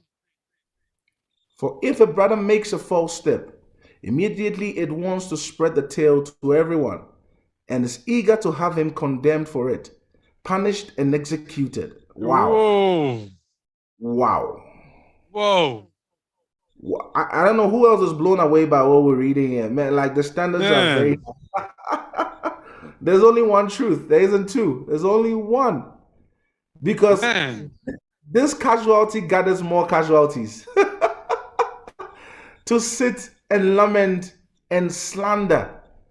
This is the pity party company. Those that don't have Torah. Because if you have Torah, the first nature of everyone that has Torah is the fear of Yahuwah. It will even see enough fear to cause you to be scared to talk about somebody. If you easily can talk about another person, man, easily, then you need to be concerned. I'm very worried for you. If you can easily, someone can bring a conversation about another sister or brother, and you can sit with them. I don't know what Yahuwah you are serving. I really don't know. You're just reading the scriptures, eh? You are not allowing it to change you. You are not doing what it says. Wow. For if a brother makes a false step, immediately it wants to spread the tale to everyone to make the person look bad. Instead of coming to the person and saying to the person that it is wrong. Yes? Or to pray for the person. Yeah? Whichever one is applicable in the situation. Instead of doing that, you want to spread the tale. And eager to have him condemned, punished, and executed. Man, this experience teaches wisdom. I have experienced this. Trust me on that. Wow. Brother Pedro, you want to say something? Yeah, I was just saying that, this teaching brings every hidden thing in us, things that we usually overlook because we think that these things are not within us, and yet they are lying in there. We overlook a lot of things, and yet these things cause us to sin against Yahweh. Yeah. We tend to say, look, he did this, then we can talk about it, it's not wrong. And we start spreading this, it becomes an issue that is actually judged upon. And we do this out of ignorance. Now, this teaching brings so much that is hidden in us that sometimes we overlook and we do not realize that this actually, it is a sin, it's hatred. Yes. I pray that Yahuwah may enlighten us so that we can align ourselves with his will. This teaching is really opening my eyes. I believe it does to many of us in this assembly. Shalom. Shalom, Ak. Verse 4. Verse 4. Then let's go. If the hater is a slave, he conspires against his master, and whenever difficulty arises, it plots how he might be killed. All right. So here's yeah. Here's a connection now. Here's a connection now between hatred and envy. Go ahead now. Hatred collaborates with envy. When it sees or hears about the prosperity of those who do well, it is perpetually peevish. Hatred collaborates with envy. So when you hate someone, you are gonna actually envy them. So when you hear of them, go ahead. You know what I'm saying? Collaboration. That's when you're gonna gather people and people who share the same sentiments and start another denomination from that. Yes. Verse 6. Just as love wants to bring the dead back to life and to recall those under sentence of death, so hate wants to kill the living and does not wish to preserve alive those who have committed the slightest sin. The slightest sin. And that is why so many of us condemn our brothers and sisters when they err. Yeah? We act as if it is the person that's committed the greatest sin and that we are so righteous. Yes? And look at these 12 patriarchs. Look at what they are telling you that they did. And these are the most righteous because the 12 gates are going to be of them. Can't enter into the kingdom of the Most High except through the 12 gates of these men who are wicked and murderous and envious and hateful and every single negative thing you want to think about. and yet still, yeah, go ahead. And this is what takes away our excuse. So now we see these were literal men, sarks, flesh. Yes. And they overcame every adversity that today many of us find ourselves in, the very similar nature. Many of them have probably been through the worst, the worst of characters, but somehow made it out because of obedience and love and mercy. Yes. And this is most so it's not too late for anyone. Honestly, it's not too late for anyone. There is nothing wrong in turning back. You know, I wish I could speak to someone's heart right now. It's not too late to turn back. You realize, man, I did a mistake. Why did I say that about him? Why did I say that about her? It's not too late. Just last week, the Most High was convicting me about this, that we are given life not to continue in our selfishness, but to go back and fix the errors. All right? So the reason why you wake up every morning is to think back, reflect back in your life and see, okay, yesterday, I fought with that guy. I fought with that sister. I said something bad towards my wife. I did something bad. It's for you to be quickened to know why you have life, because it's for prepared. You need to prepare yourself. You may die at any time. So it is good for you to be quickened enough to return back and say, hey, sorry. Hey, man, I know I was carried away. I mean, it got out of hands, but I'm sorry. And I'm not just sorry, but this is a token of my sorry. This is a token to express how sorry I am. And this is what we are talking about. That you don't wake up each day by chance. It's not by coincidence. You wake up and a wise person does what? Prepares his house. You are preparing your house because you don't know at what point the Most High is going to require your soul. So what do? You make sure that you are living peaceably with all men, all people. Don't speak one thing, hey, I'm sorry, and then next moment, the moment you hear that name again, you're like, and I thought I forgave him, but clearly I haven't because I'm still getting worked up. This is the lie that we tell ourselves. So I pray that the Ruach is quickening many of us to prepare our house. All right? Put ego aside. It's not going to benefit you. Pride is a downfall. Pride goes before the fall. Put that aside. Some people may be listening wherever. This is your opportunity to come back, to return, to say, I'm sorry, and to dwell and to receive of the Ruach, the increase in these times. All right. Shalom. All right. Sorry. Can I chip in there? Yes. Thank you very much, Brother Samuel. But here's one point that is also vital for us to understand or to look at. the attitude of Joseph, who was hurt by the doing of the brothers, Hey. actually propelled them to realize their wrong. Hey. The attitude of the one that was wrong, was Yes. wronged, propelled the brothers to repentance. Because Yes. sometimes so much is done to us. Now, our attitude causes the other people to err more. Yes. So we also need to realize what it is that happened that caused these people to speak these things about their brother at a later stage and realize that Yahuwah convicted them of their wrong. Shalom. Yes. And that was what I was going to say next. That we now who have been wronged, have been so wronged, we now have to have compassion on those who have wronged us. And we who have wronged, we now have to go into repentance.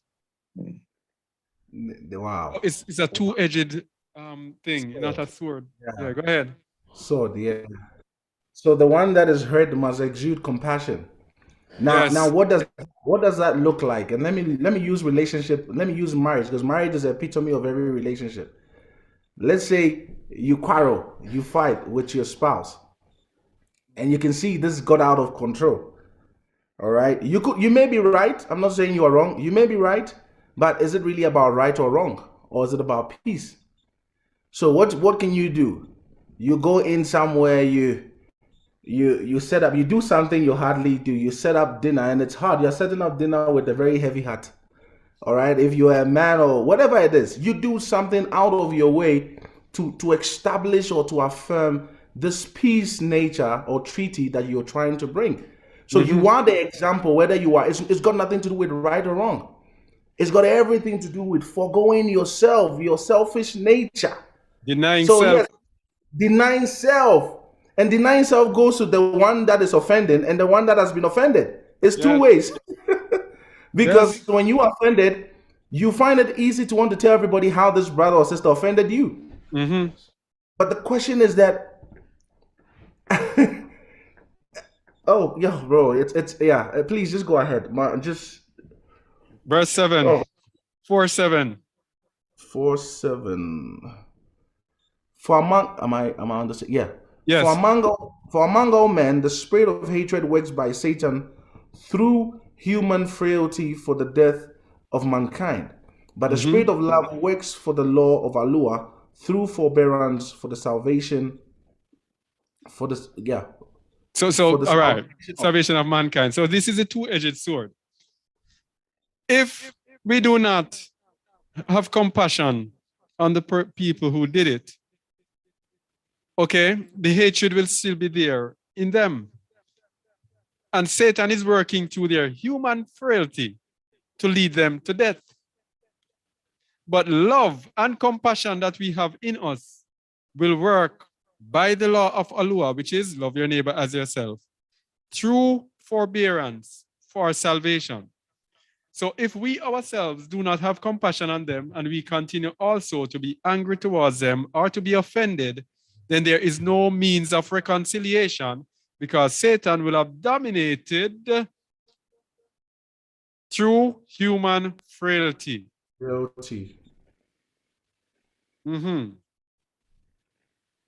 right, verse 5:1. Hatred is evil, since it continually consorts with lying, speaking against the truth.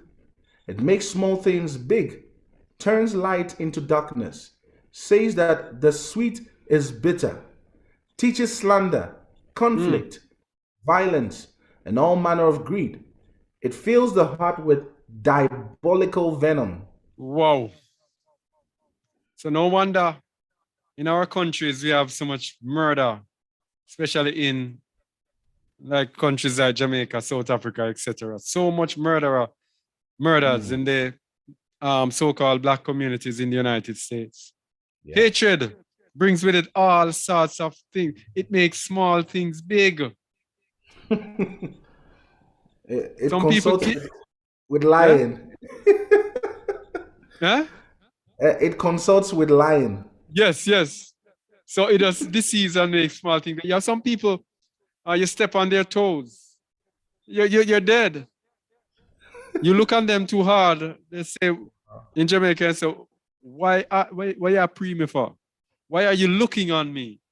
You have no right to look on some people. Small things like that. They make it big and turn the light into darkness. What hatred. Anyway, verse 2. I tell you this, my children, from experience, so that you might escape hatred and cling to love of Yahuwah. Righteousness expels hatred. Humility kills envy. For the person who is just and humble is ashamed to commit an injustice, not because someone else will pass judgment on him, but out of his own heart, because Yahuwah considers his inner deliberations. Yes. You have to settle on this one for a while now. Righteousness expels hatred. So if you're walking in righteousness, then hatred will go away. What kills envy? Humility. That means pride fuels envy. Pride fuels envy. And humility kills it. Oh. Antidote. Yes. Antidote. Problem and antidote. So if we are envious, it is a sure manifestation of what? Pride. Yeah. For the person who is just and humble, if you are just and humble, you are ashamed to commit an injustice because of your conscience. Yes. Out of his own heart, his conscience. Because Yahuwah considers his inner deliberation. So the rock is in the air, telling you right from wrong, telling you that it is wrong to hate. Verse 4. I mean, just verse 3, I mean, a precept for 5 verse 3. Humility kills envy. This is a reason why 2 Chronicles 7:14, we are told. All right. My people are called by my name. What? Humble themselves. Humble. That's the word. Without humility, your soul is very open for every scheme. All right. So we need humility. All right. Verse 4. Yes. He will not denounce a fellow man, since fear or reverence of the Most High overcomes hatred. Yeah. So when you're truly in fear of the Most High, how can you hate someone? It's gonna be on your conscience. Yeah. Yeah. And you are gonna fear going against the way of the Most High. Verse 5. Which goes to 1 John, where it says, "You can't love Yahuwah and hate your brother." That's it. All of these scriptures, all of these words match up. They agree, yeah. Verse 5. Verse 5. Being concerned not to arouse Yahuwah's anger, he is completely unwilling to wrong anyone, even in his thoughts. Lively, active conscience. Lively, active conscience will prevent us from hating. Verse 6. I understood this at the last, after I had repented concerning Yosef. For according to Alua's truth, repentance destroys disobedience, puts darkness into flight. Knowledge for the soul, and guides the deliberative powers to salvation. Boy, so many powerful words these men are saying. Repentance destroys disobedience. Puts darkness to flight. This is repentance. Illumines the vision, furnishes knowledge for the soul, and guides the deliberative powers to salvation. That's the power of repentance. Because he repented concerning Joseph, and all of a sudden, the Most High opened up his understanding through all these truths that he is telling us. Verse 8. What what it has not learned from human agency, it understands through repentance. Now Continue. that's powerful as well. Yes. Yeah, free will, free. Oh man, you So learn the proper use of free will through repentance. through repentance. Verse Wow. 9.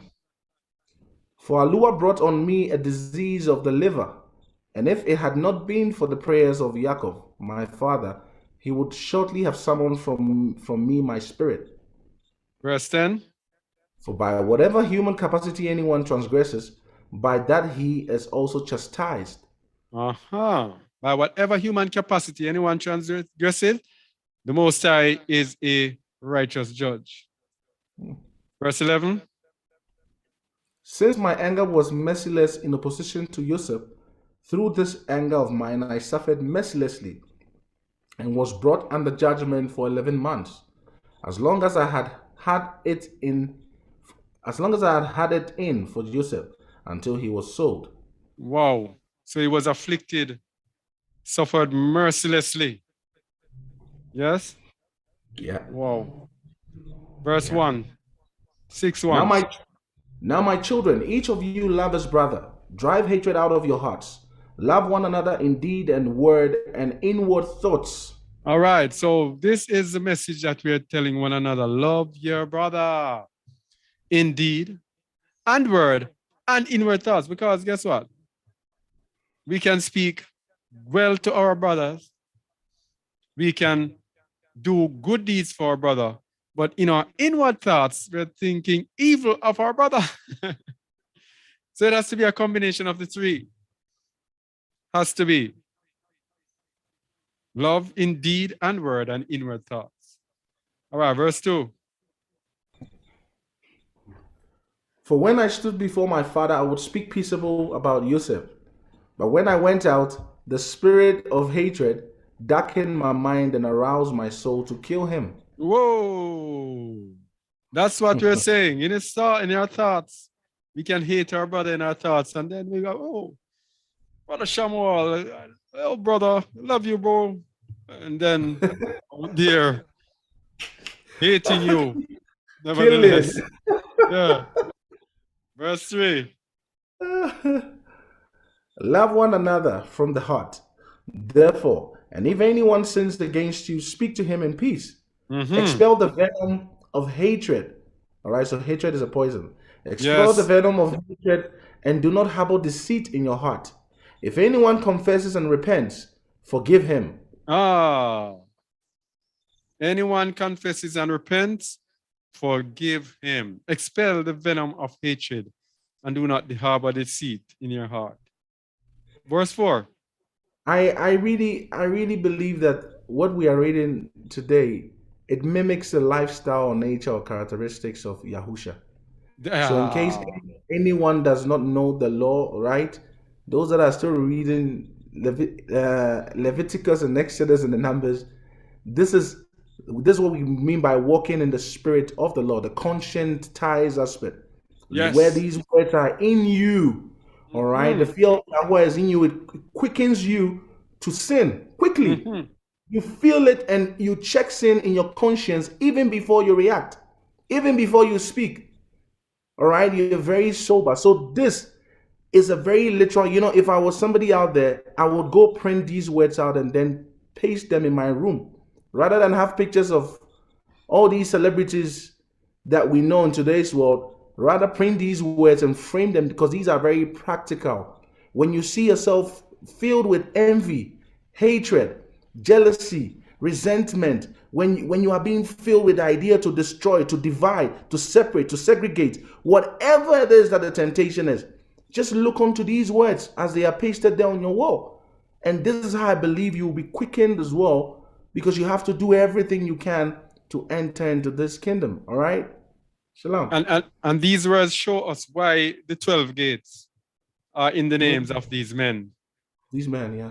This is perfection. When you reach and attain above these things, it is perfection. Verse 4. Love one another from the heart. No, Therefore, verse 4. Verse 4. Okay. If anyone denies his guilt, do not be contentious with him. Otherwise, he may start cursing, and you would be sinning doubly. You see that? If anyone denies his guilt, accept it. Don't be there arguing with him, nevertheless. And the person says, you're sorry. Say, but you should not have done it because I'm sorry. But. You are enjoying the position of superiority. Yes. You are milking a bad situation. That's what we call it. Yes. Yes. Verse 5. Okay. In a dispute, do not let an outsider hear your secrets, since out of hatred for you, he may become your enemy and commit a great sin against you. He may talk to you frequently, but treacherously, or be much concerned with you, but for an evil end, having absorbed from you the venom. Hey, this reminds me exactly of children, parents who have children at home. When you are busy talking about others and slandering people, guess what? Your children are chewing on this very same venom. Yes. Very same poison. You are poisoning their minds, talking ill about people. This is what you're doing. So this is quite it's a great point, brother. You can continue. Yeah. Verse 6. Verse 6, even if he denies it and acts disgracefully out of a sense of guilt, be quiet and do not become upset. For he who denies will repent and avoid offending you again. Indeed, he will honor you, will respect you, and be at peace. All right, so even if the person denies it and tells a lie and acts disgracefully, you know, some people, when you accuse them, they act disgracefully and blow everything out of proportion and try to turn everything on you and curse you just for you asking. It says, even if they do that, be quiet and do not become upset, for it will have an impact on them in the long run. And they will repent and avoid offending you again, and will indeed honor you and will respect you and be at peace with you. You see? This is, but I'm telling you, this is right. You see, when they don't have these books in the Bible, it does us an injustice, people, because we actually do not know how to live right, how to walk in the rock. Yes. Yes. These are the details. These are the details. These are the details that they took from us. They denied us. Yes. These are the details. How can you be saved when you don't have the fullness of the gospel? Yes. These are the details. It gives you each and every personality's life account so that you can match your life to them. Yes. So that you don't become a Christian and defend and say, no, Abraham didn't do nothing, you know. His faith was counted to him for righteousness. That's the defense many people, because they don't know what Abraham did for Yahuwah to say what? This man is righteous. People don't have the details. Yes. So when you go to James and James is talking about Abraham, it's like, man, but true. Okay. And then you go back to Genesis and you see Abraham obeyed every commandment of Yahuwah. Oh, this is the reason why. And what does it look like for Abraham to obey these commandments? What does it really look like so that you can practically what? Mimic it. It's copy and paste. Just copy and paste.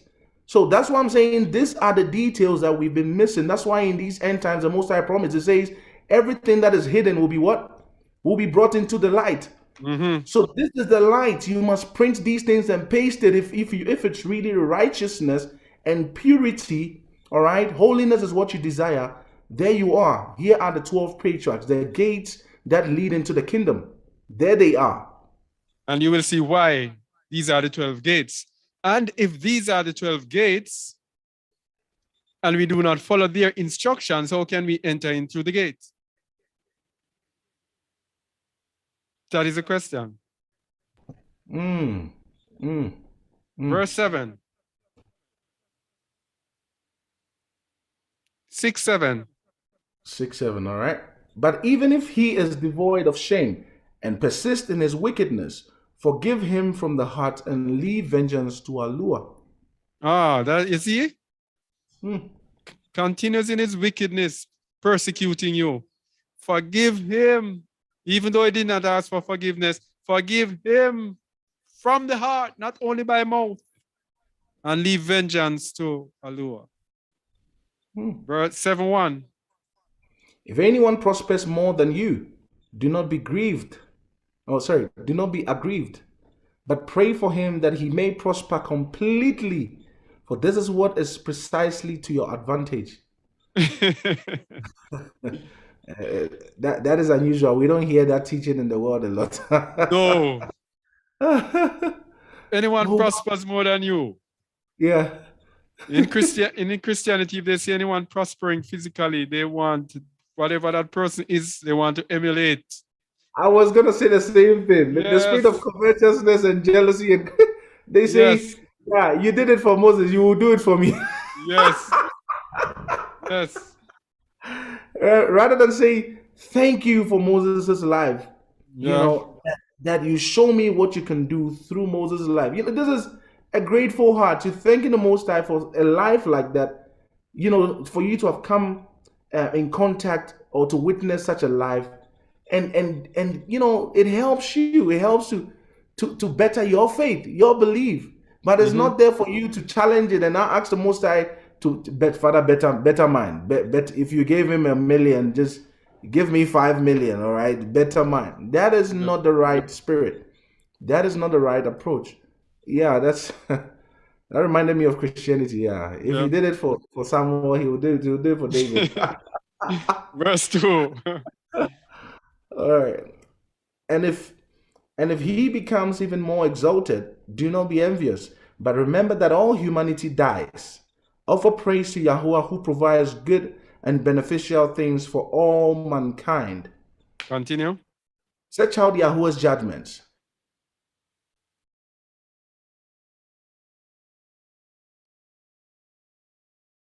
Shamuel. And thus you shall gain an inheritance. Yo. Yeah, go ahead. And your mind will be at rest. All right. Verse 4. Yeah.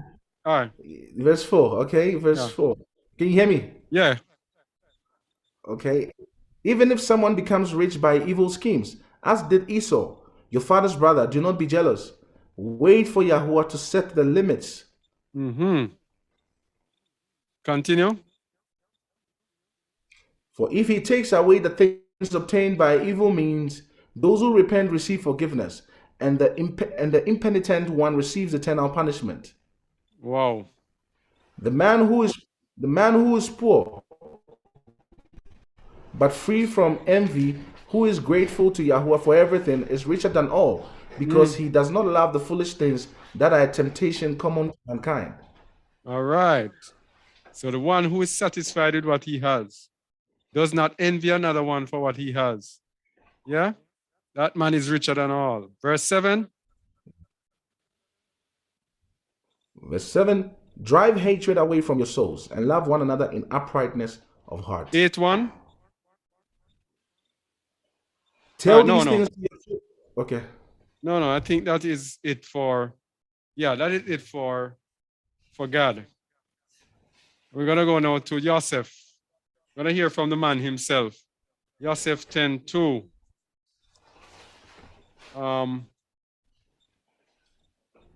we're going to see, let's see, 10:2. All right, 10:2. Joseph 10:2. Testament of Joseph. Testament of Joseph. All right. Verse 2. Verse 10:2. 10:2. 10:2. Let me go to 10. My bad. Let me go to turn. All right. You also. Is that the right one? Yes. Okay. You also, if you pursue self-control and purity with patience and prayer with fasting, in humility of heart, Yahuwah will swell among you. And because he loves self-control. Stop. This verse. Let's feast on this verse.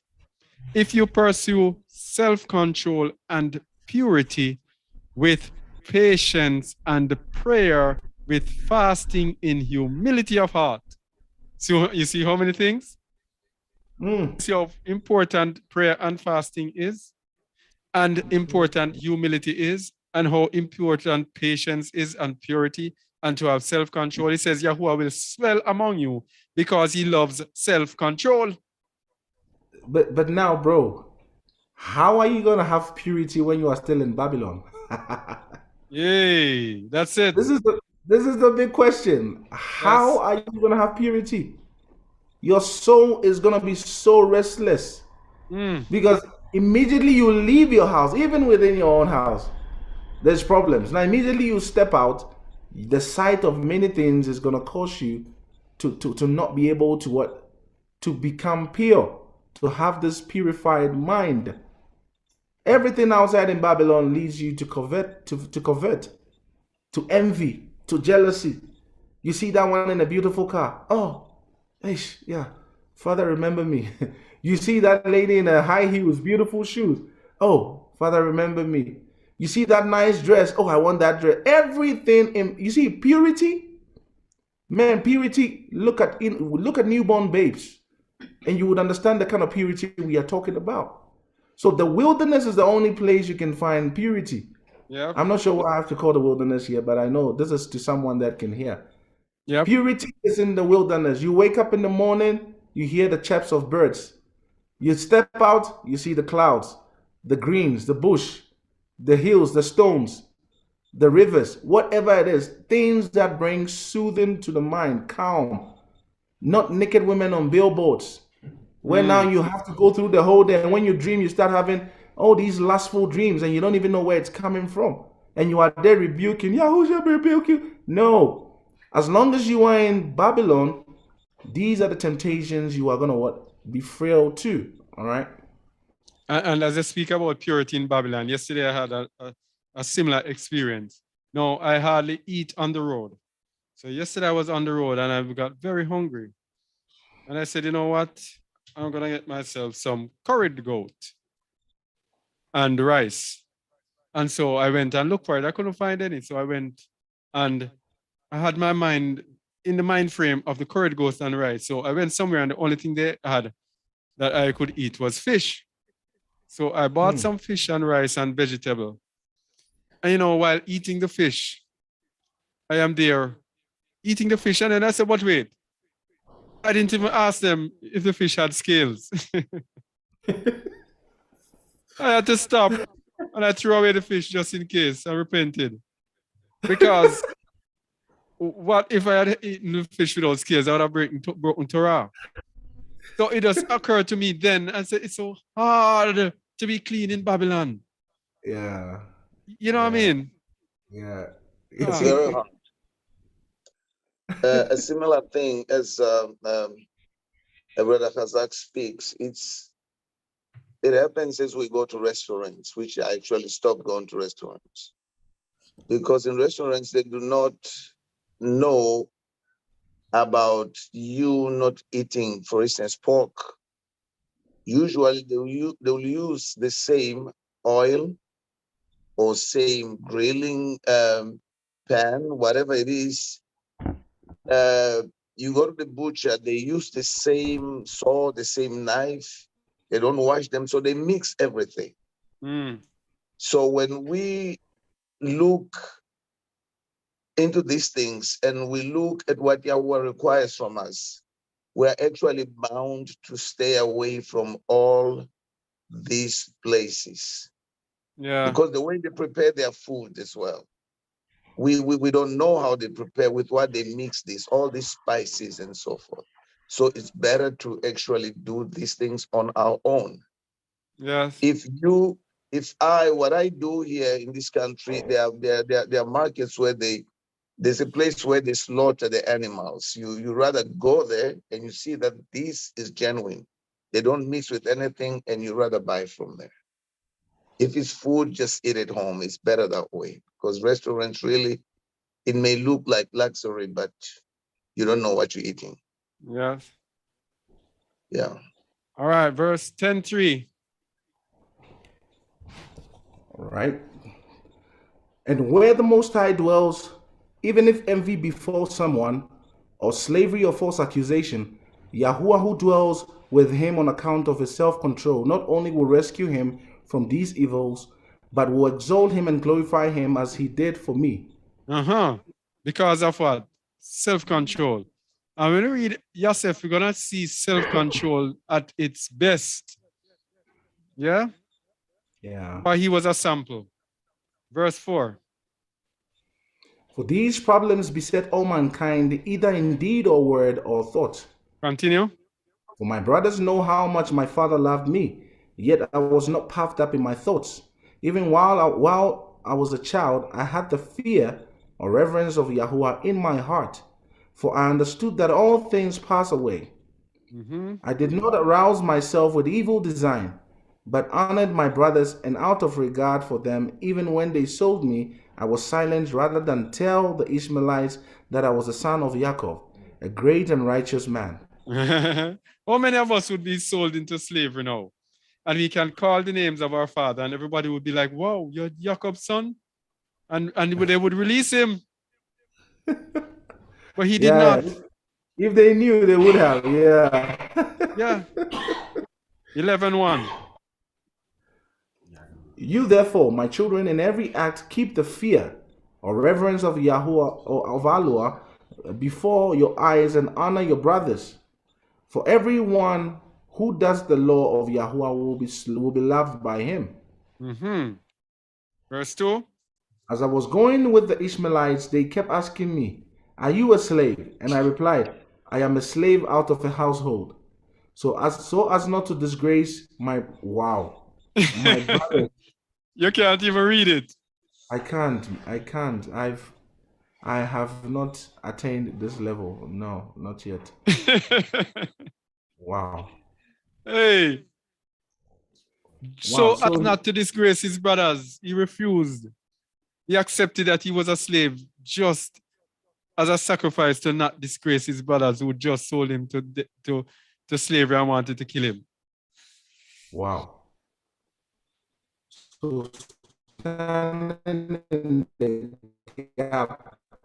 We are learning, bro. We are learning.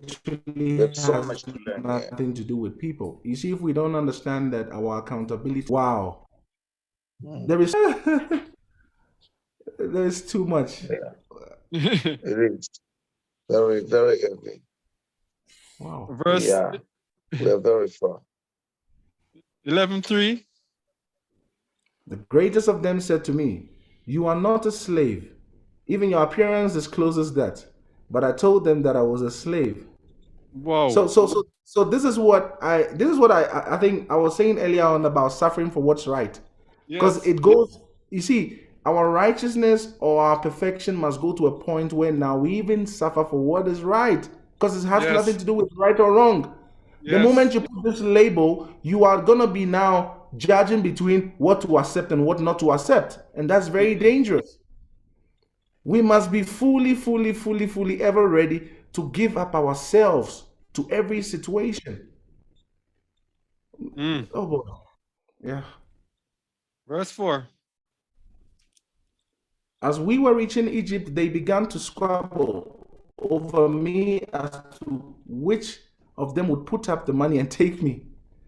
Accordingly, it seemed good to all of them that I should be left in Egypt with a trader handling their trading post until they returned bringing their merchandise. Yahuwah granted me favor in the eyes of the trader, and he entrusted me with his household. And Allah blessed him by my hand, and he prospered in gold and silver and in business, and I was with him 3 months. Continue. 12 verse 1. At that time, the Memphian woman, Pentaphr's wife, came down in a palanquin with great... Wait. These are black people. Sorry. You know palanquin, because even today... Sorry, it just hit me. Palanquins are for the chiefs. All right, the kings. They sat in these palanquins and they get... the masters get moved around in these palanquins. Sorry, bro. It just hit me, man. I don't know. Yeah. We don't know a palanquin is. So you tell us. Oh yeah. A palanquin is man, you can just Google it, right? Even with the Ashanti chiefs or kings, they sit in one and they get carried by like 4 people on each post. Okay, And then I think I know it. he's lifted. Yeah. That's what the palanquin is. Yeah. All right. So this was a very influential person, whoever this is, came down in a palanquin with great splendor, yeah, because she had heard about me from one of her eunuchs.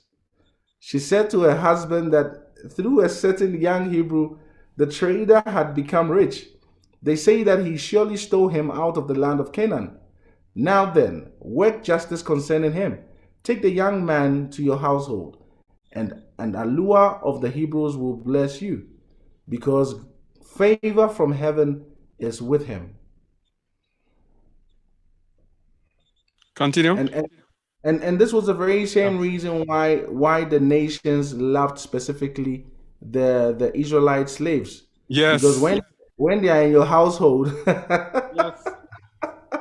these are the rumors. When they're in the household, everything, your works are multiplied. There's blessings upon your household, and hence many of the nations wanted these specific people, not just any slave, but these were the specific ones they wanted.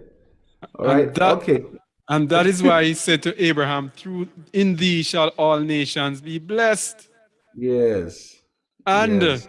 that is why the Apostle Shaul says, if the fall of them be the riches of the Gentiles, wherever we are. And that is why it says their adversaries are the chiefs. And that is why they don't want us to go back home, because whenever we are in their countries prosper. Yeah. It's right here. I mean, that was what struck me as I was reading. What number Continue. now? 13:1, I think. 13:1. Okay. Pentephris believed her words, ordered the trader to come, and said to him, "What is this I hear about you, that you steal persons from the land of Canaan and sell them as slaves?" 2. The trader fell at his feet and besought him, saying, "I pray you, master, I do not know what you are saying." Pentephris said to him, "Where is this Hebrew from then?" And he said, "The Ishmaelites left him with me until they returned." Okay, stop here now. You see something significant. Yeah. Something that we've been trying to tell people, and we even have an article on it on justaword.org.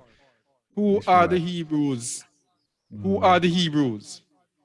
Notice it says Ishmaelites. Yeah. People are saying that the Ishmaelites are Hebrews. But it says, where is this Hebrew from?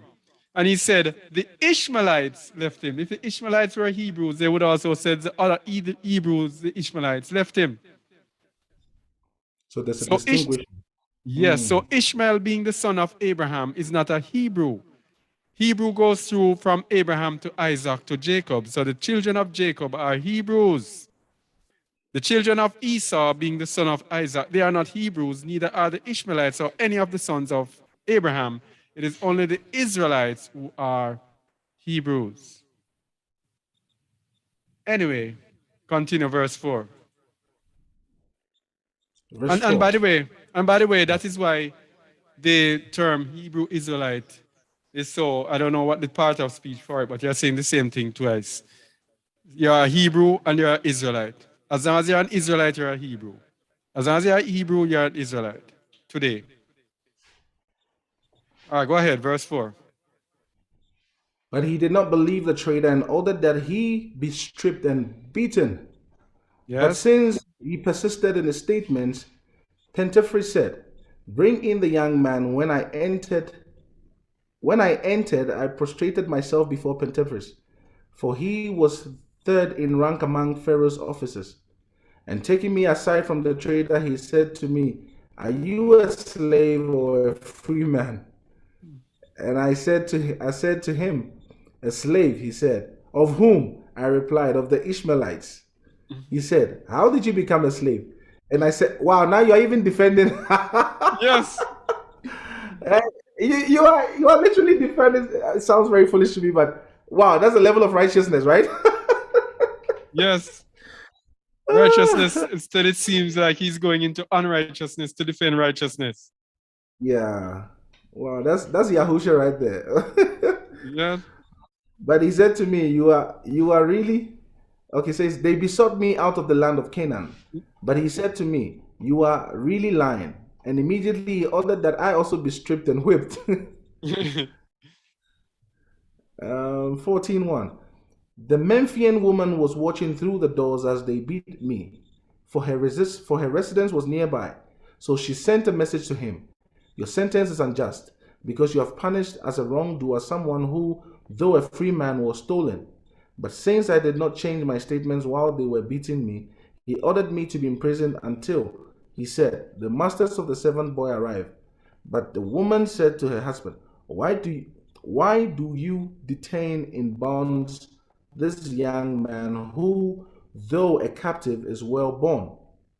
Rather, he should be set free and attended to by my servants. She wanted to see me by reason of her sinful passion. But I was ignorant of all these things. He said to her, it is not proper for Egyptians to take away what belongs to others before the evidence has been presented. He said this concerning the trader, but the young man he kept incarcerated. But the young man he kept incarcerated. Okay, 15. 24 days later, the Ishmaelites came. They had heard that Jacob, my father, was mourning greatly over me. And they came and told me, why did you tell us that you were a slave? Look, we now know that you are the son of a great man in the land of Canaan, and that your father is mourning for you in sackcloth and ashes. When I heard this, my inner being was dissolved, and my heart melted. And I wanted to weep very much, but I restrained myself so as not to bring disgrace on my brothers. So I said to them, I know nothing. I am a slave. Man. Wow. Continue, please. Then they conferred about selling me so that I might not be discovered in bondage to them, for they feared my father, that he might come and avenge himself powerfully against them. They had heard that he was a great person in the sight of Allah and men. Then the trader said to them, release me from Pentafre's judgment. So they came and requested of me, say that you were purchased by us with money, and then he will release us. He will release us from responsibility. 1. The Memphian woman said to her husband, but the young man, for I hear it, said that they are selling him. Immediately she sent a eunuch to the Ishmaelites, requesting them to sell me. But the eunuch was not willing to buy me and came away after testing them out. He told his mistress that they were asking a great deal of money for the boy. She sent the eunuch back again and told him, even if they are asking 2 minas, offer it. Do not be sparing of the gold. Just buy the boy and bring him to me. Continue. The eunuch went and gave them 80 pieces of gold and took me away. But he told the Egyptian woman he had paid 100. Although I knew the facts, I kept quiet in order not to bring the eunuch under disgrace. You see that? Yeah. Man. Yeah. Wow. Yeah. Verse 1, 17:1. I mean, if it was me in this scenario, I would think this is the Most High trying to save me, eh? I mean, Yes. imagine the Ishmaelites come back and they know my father. I'm like, all right, take me back home. Yes. I mean, right there, I want to be saved. But this man continued. He was like, no, I will never bring shame to my brothers. Man, I don't have words. I'm lost for words. I am lost for words. Yeah. 17:1. So you see, my children, how many things I endured in order not to bring my brothers into disgrace. So this is why I did not accept it at the time for with the Ishmaelites, because then he would be brought back to his father, and his brothers would be brought to disgrace before his father. Man. Yo, daddy was gonna do damages to these brothers, literally. Wow. Verse 2. So yeah. So I don't know how we feel here in the ecclesia. I mean, so far, how is all of us feeling? I mean, you see, Are you a bit discomforted? Like, are you thinking, man, there's more. There is more to go. I mean, there's Yeah. 10 down, but there's more to go. And this is exactly how I'm feeling through this whole thing. That's why in the beginning I was very quiet because I wanted to listen through this properly. But this is the standard of righteousness we are talking about. All right. So if some of us had died yesterday, we would have missed on this level of understanding in terms of how prepared. When the Most High says, "Be prepared," without perfection, without holiness, what no man will do. What no man will see. We'll see. Yahuwah. This is what we're talking about, and I'm so thankful to the Most High that man is quickened me to be here even in these times to be able to hear this word. I mean, immediately I saw the title, I said, the Most High just answered my prayer. Because this morning, that's what I was talking about. I wanted answers to some of these things. And this is where it is. This is a level of emunah we are talking about. Now, it's not about finding it hard to go to the wilderness. Now, you can see that the wilderness is actually a small thing as compared to the character or nature we need to develop. Yes. Yes. That's it. Character and nature. And it is this character and nature. If we have this character and nature, then going into the wilderness will be an easy thing to do. Yeah. You wouldn't even care. You Yes. wouldn't care, bro. You go sleep in the dust and the mud. Yes. Whatever you do, you don't care. It's not important. What's important is to attain this mark of perfection. Yes. All right? That's what is important. But the problem is that most of us are nowhere near this.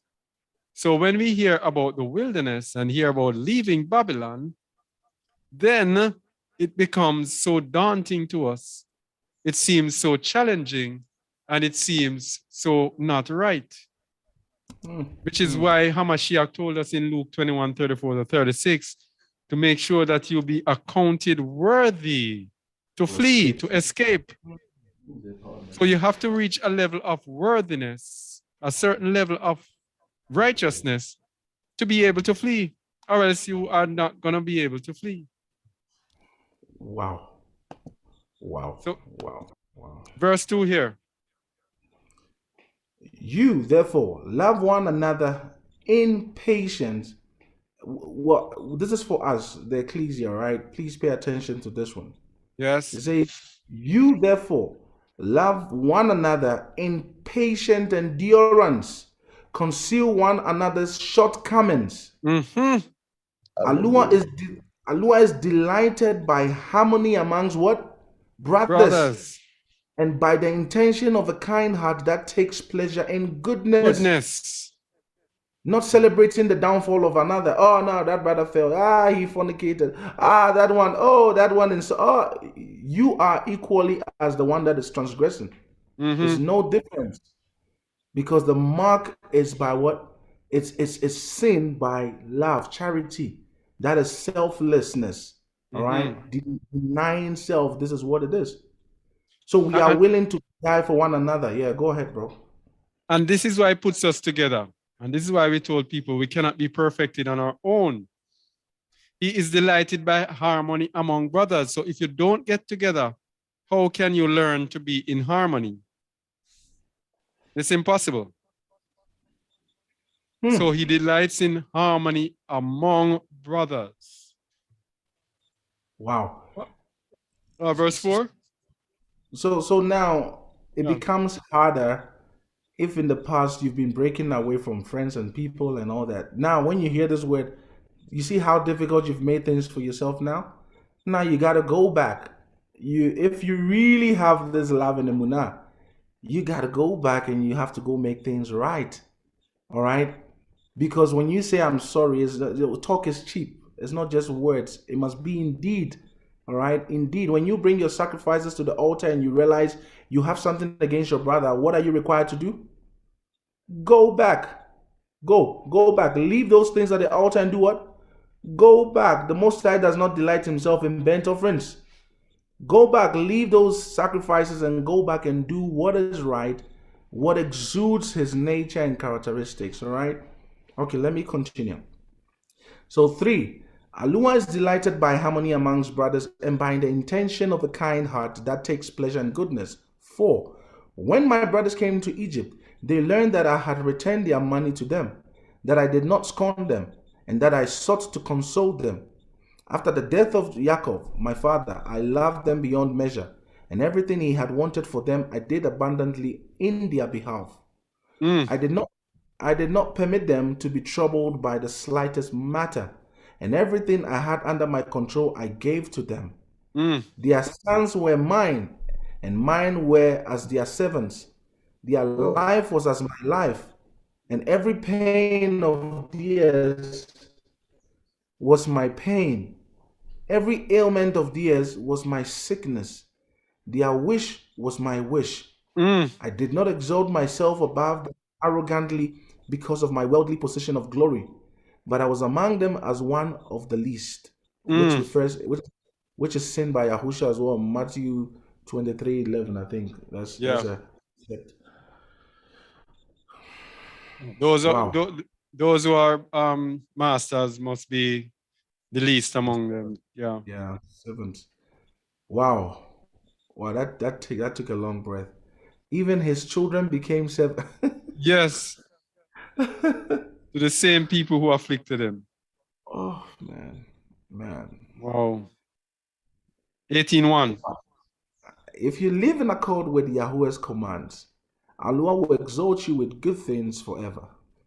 And if anyone wishes to do you harm, you should pray for him, along with doing good, and you will be rescued by Yahuwah from every evil. All right. If anyone wishes you harm, you should pray for him, along with doing good, and you'll be rescued by Yahuwah from every evil. See that? Yeah. It is called denying self. This is called denying self, self-sacrifice. Verse 3. Yeah.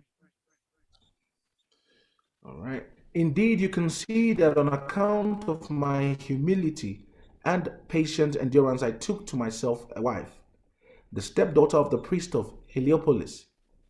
100 talents of gold were given to me along with her, and my Yahuwah caused them to be my servants. And he also gave me mature beauty, more than those of mature beauty in Yasharal. He preserved me until old age with strength and beauty. In every way, I was like Yaakov. All right. So that is the account of Yosef. Wow. Ah, boy. So we go to the one that I had in the dream now. Benjamin. We're going to start at 2 verse 1. This is righteousness, people. This is righteousness. Let's go. Benjamin 2 verse 1. Righteousness that most of us have not yet attained. We got work to do. When I came to Joseph in Egypt, and my brother recognized me, he said, "What did they say to my father when they sold me?" And I replied to him, They spattered your shirt with blood and sent it to him and said, "Do you know if this shirt belongs to your son?" That's what the Most High means by everything that is done in secret will be brought. Yes. Yes. Will be brought to light. And Yosef said to me, "Yes, brother. When they stripped off my shirt and gave me to the Ishmaelites, they gave me a loincloth, beat me, and told me to run. One of them who had whipped me was met by a lion, and it ate him." So his partners were terrified and kept me under. Chapter 3. Now, my children, love Yahuwah, Allah of heaven and earth. Keep his commandments. Pattern your life after the good and pious man Yusuf. Okay. So maybe this is why it showed me Benjamin. This is the most important thing. Pattern your life after the good and holy man Yosef. Pattern your life of Yosef. Continue. Yeah, don't let any man tell you it's impossible to attain holiness, all right? That's the deception. Yep. It's a lie. Um, let your let your thoughts incline to the good, as you know to be so with me, because he who has the right set of mind sees everything rightly. Fear or reverence Yahuwah and love your neighbor. Even the spirits of Belial, Satan, seek to derange you with all sorts of wicked oppression.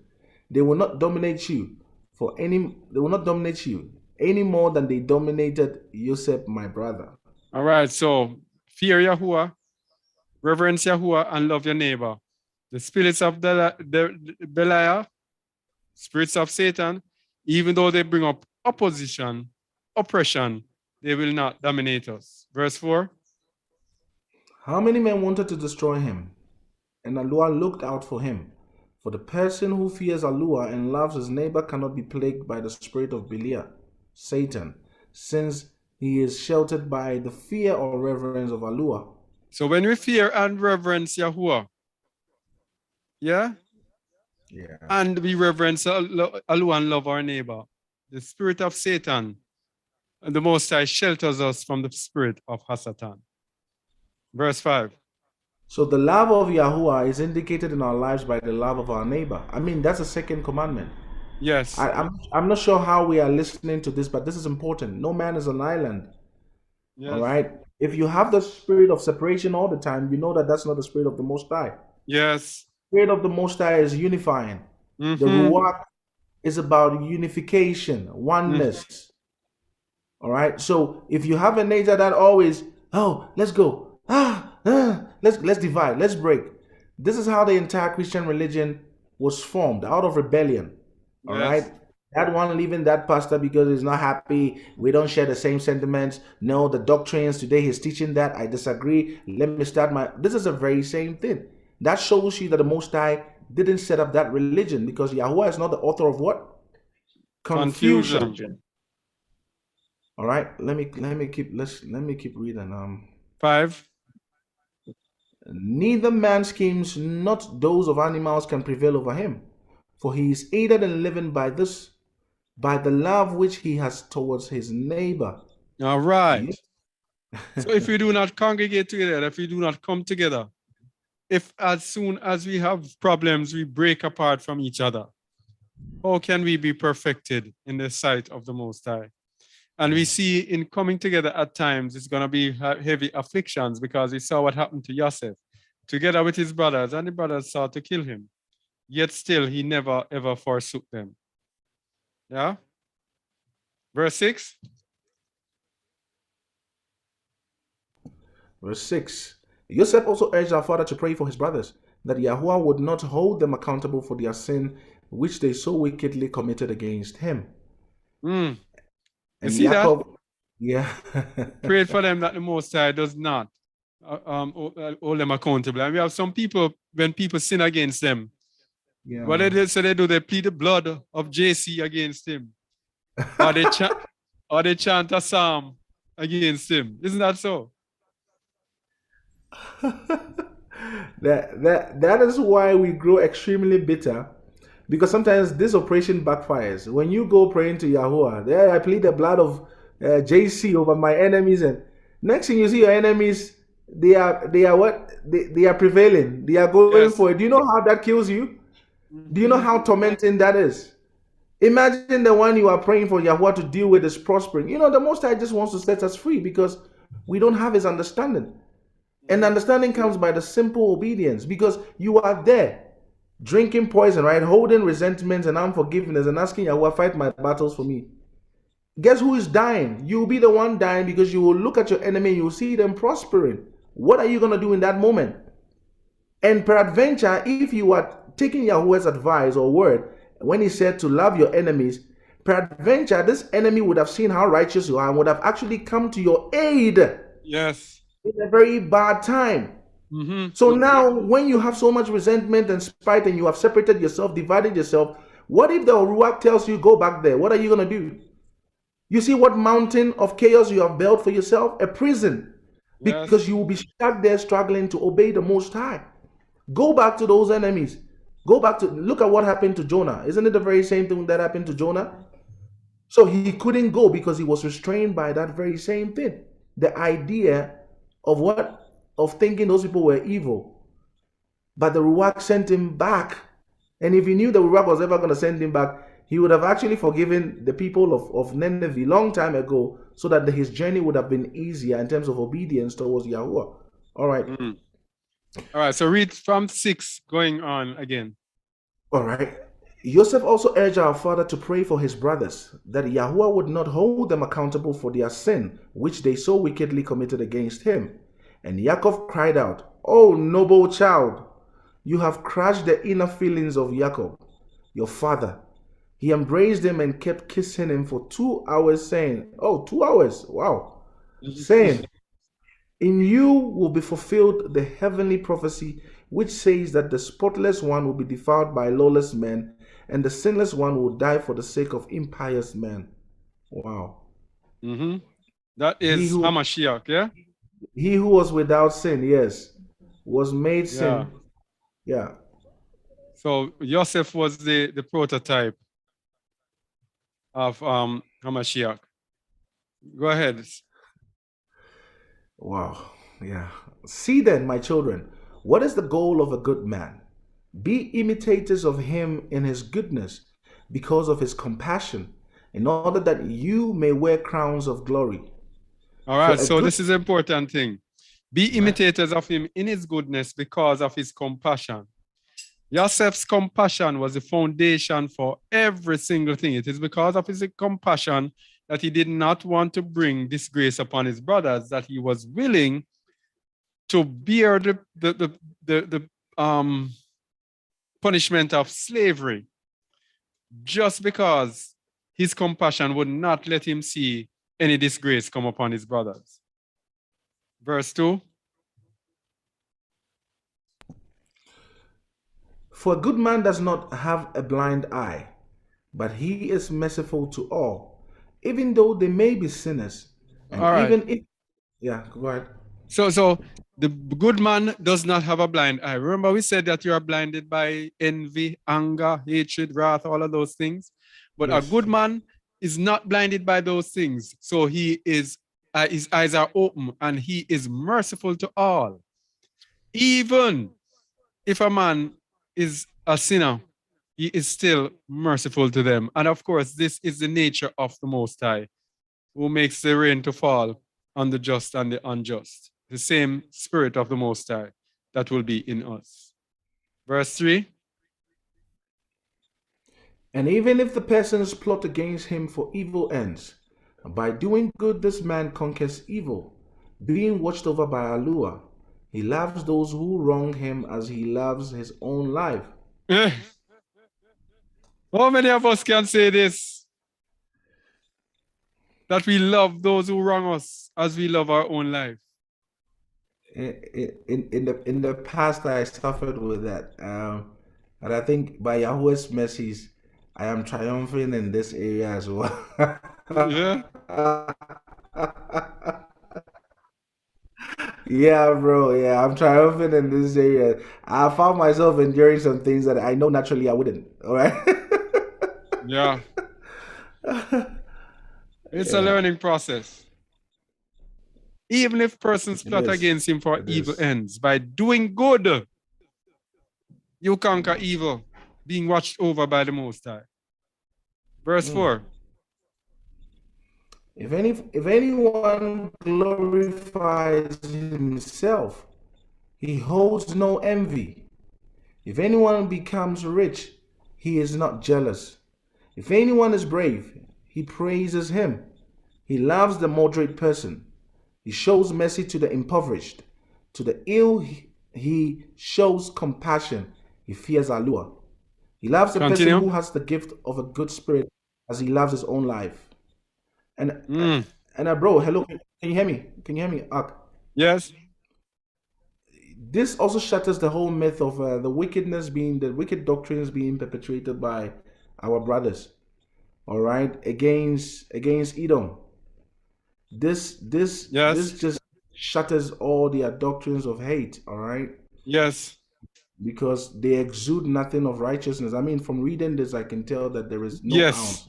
Yes. You're actually supposed to be defending whoever the wicked, the enemy, whoever it is that you think is so sinful and is so wrong. Our Yes. nature must be that to emit the righteousness. Remember, the prophecy says, Yasharal shall become a light unto the Gentiles. Now, how are you going to be a light when you are teaching and preaching hatred and animosity? What different are you from the one that hurt you? You are the same. All right. So if anyone is doing that, I pray that you can hear this word and receive it, learning from it as well. We are learning every day. Yeah. When you look at it and the things that is preached out there by our brothers, you hardly have anyone going after righteousness. In this end time, if we're looking at teachings, not much teachings about righteousness at all, at all, at all. Especially these levels of righteousness. So, I don't know how we can reach them. Anyway, go ahead. Yeah. Verse 5:1. Verse 5:1. If your mind is set towards good, even evil men will be at peace with you. The dissolute will respect you and will turn back to the good. The greedy will not only abstain from their passion, but will give to the oppressed the things which they covetously hold. You will convert people. Verse 2. Which was the same with Yaakov, because even the Ishmaelites knew, like, Yes. hey, that man. Yes. Verse 2. If you continue to do good, even the unclean spirits will flee from you, and wild animals will fear you. Hey. So that is the power we are talking. So that's where the power is. Oh. Yes. Verse 3. For where someone has within himself respect for good works and has light in their understanding, darkness will slink away from that person. For if anyone wantonly attacks a pious man, he repents, since the pious man shows mercy to the one who abused him and maintains silence. Oh, continue. And if anyone betrays a righteous man prays, even though for a brief time he may be humbled, later he will appear far more illustrious, as happened with Joseph, my brother. Wow. 6:1. The deliberations of the good man are not in the control of the deceitful spirit, Belial or Satan, for the angel of peace guides his life. For he does not look for passionate longing at corruptible things, nor does he accumulate wealth out of love for pleasure. Continue. Okay. He does not find delight in pleasure, nor does he grieve his neighbor, nor does he stuff himself with delicacies, nor is he led astray by visual excitement. Yahuwah is his lot. So all his focus is on Yahuwah. So even when we're in this world now with this visual excitement and video games and movies and all of those foolishness and delicacies and the food, the corrupted food and all of that, we do not find pleasure in that. Verse 4. The good set of mind does not receive glory or dishonor from men, nor does it know deceit or lying or conflict or abuse, for Yahuwah dwells in him, illumines his life, and he rejoices in everything at every appropriate time. All right. He does not know deceit, nor lying, nor conflict, or abuse. Take note of these things. When Yahuwah dwells in you, all of these things will stay far from you. Yeah? So, man, I don't know. Anyway, verse 5.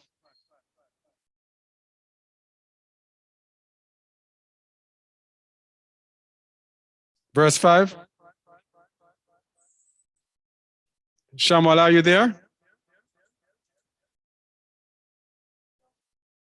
All right, he dropped off again. The good set of mind does not talk from both sides of his mouth, praises and curses, abuse and honor, calm and strife, hypocrisy and truth, poverty and wealth, but it has one disposition, uncontaminated and pure toward all men. The testament of Issachar refers to this as singleness of mind. It's not double-minded, as James said. There is no duplicity in its perception or its hearing. Whatever it does or speaks or perceives, it knows that Yahuwah is watching over its life. For he cleanses his mind in order that he will not be suspected of wrongdoing either by men or by a lure. The works of Belial, Satan, are twofold and having them no integrity. So I tell you, my children, flee from the evil of Belial, Satan, because he offers a sword to those who obey him. He offers a sword to those who obey him. We're going to look at the final testament now. Zebulun, the testament of Zebulun, as we continue. We look to close out. Zebulun 5. I hope we are getting something out of this here today. Very, very, what should I say? Very, very informative. Let me see. Here it is. About 5, verse 1. Is Shamuel there? Are you back? Yeah, I'm back. All right. 5:1. All right. Zebulun is going to wrap it up 5:1. for us. Yeah. Okay. My So camera. are we? Your camera is off. Okay. Can you see me now? I'm there. Yeah. I'm using my cell phone, so it's fine now. My Okay. battery died. I'm experiencing power cuts. All right.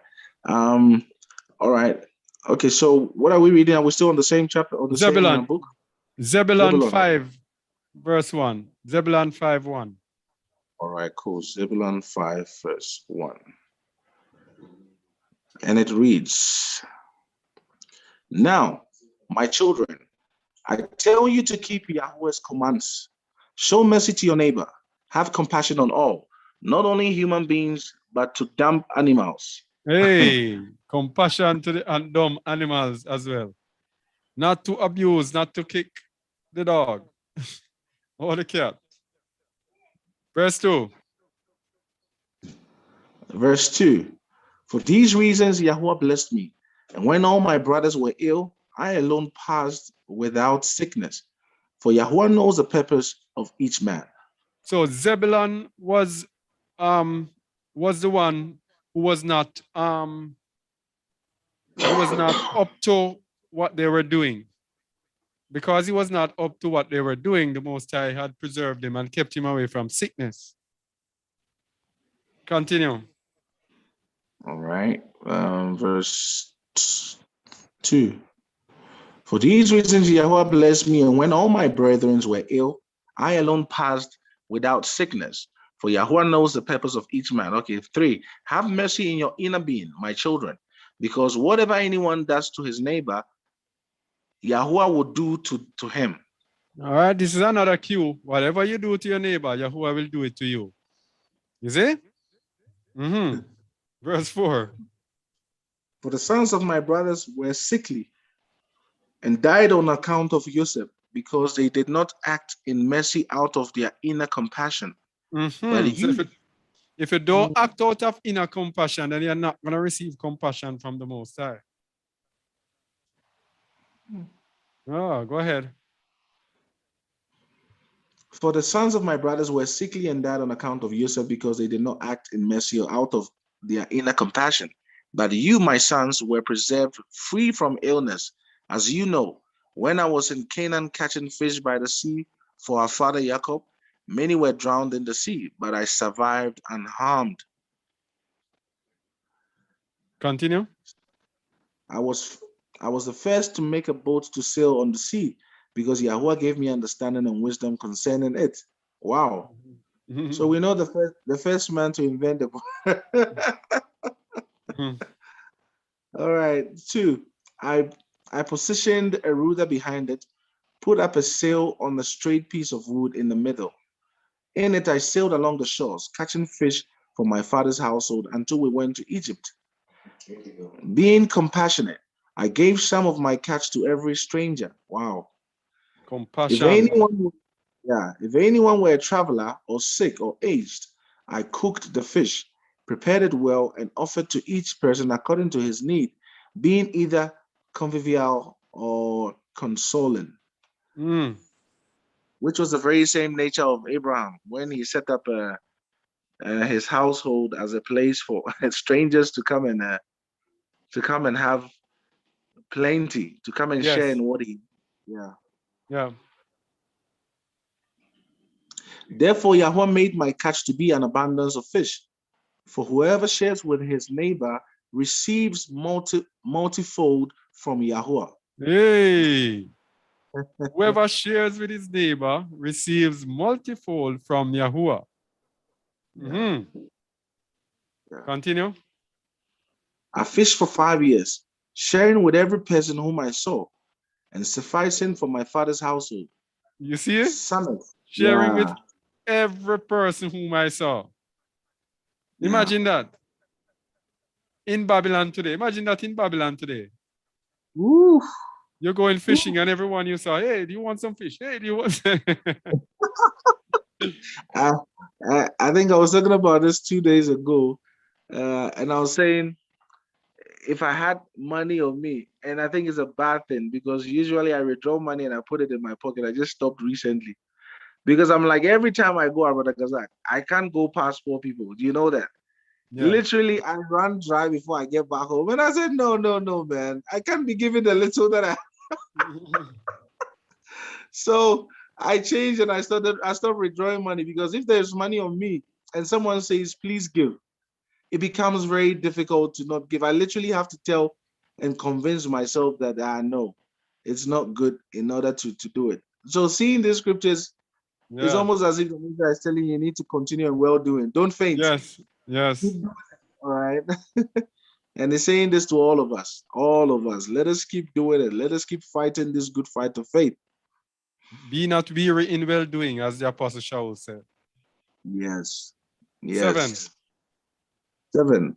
I fished for 5 years, sharing with every person whom I saw, and sufficing for my father's household. Summers I fished, winters I tended the flock of my brothers. And now I will tell you what I did. I saw a man suffering from nakedness in the wintertime, and I had compassion on him. I stole a garment secretly from my own household and gave it to the man in difficulty. Hey. You see the hallmark of, huh? Yeah, no, go ahead. The hallmark. The hallmark of righteousness. Yeah. So the question is, do we think Yahweh is going to input this to him as sin? No. It's going to count it as righteousness. Yes. Yeah. All right, verse 2. And what I see here is that they all deliberately developed an eyesight for care of the neighbor. Yes. More than themselves. They were more concerned about what was happening in the neighbor's life more than even their whole lives. Yes. You are literally going out hunting for every opportunity to be a blessing. That is the nature. That's the mindset. Wow. You, therefore, my children, on the basis of Allah's caring for you without discrimination, be compassionate and merciful to all. Provide for every person with a kind heart. 3, if at any time you do not have anything to give to the one who is in need, be compassionate and merciful in your inner self. For when my hand could not find the means for contributing to a needy person, I walked with him for 7 steps, weeping. My inner being was a torment with sympathy for. Wow. Wow. Yo, brother, people like this walked on this earth. Yeah. That's why the gates are in the names of these people. Wow. Yeah. Man. Brother Pedro, what are you seeing? What I'm seeing here? This is. You might think they are angels, eh? Yeah, you know, it's there are no words to describe this, because especially for us who never heard of this level of righteousness, it's breaking my heart as I hear. And you know, we have so much still to learn. We are far behind when it comes to righteousness. uh am I alone here? No, we are No. hearing. Okay, we are far behind, so therefore really it's cracking my heart as I'm hearing this, I'm reading this, because these are things that we never knew.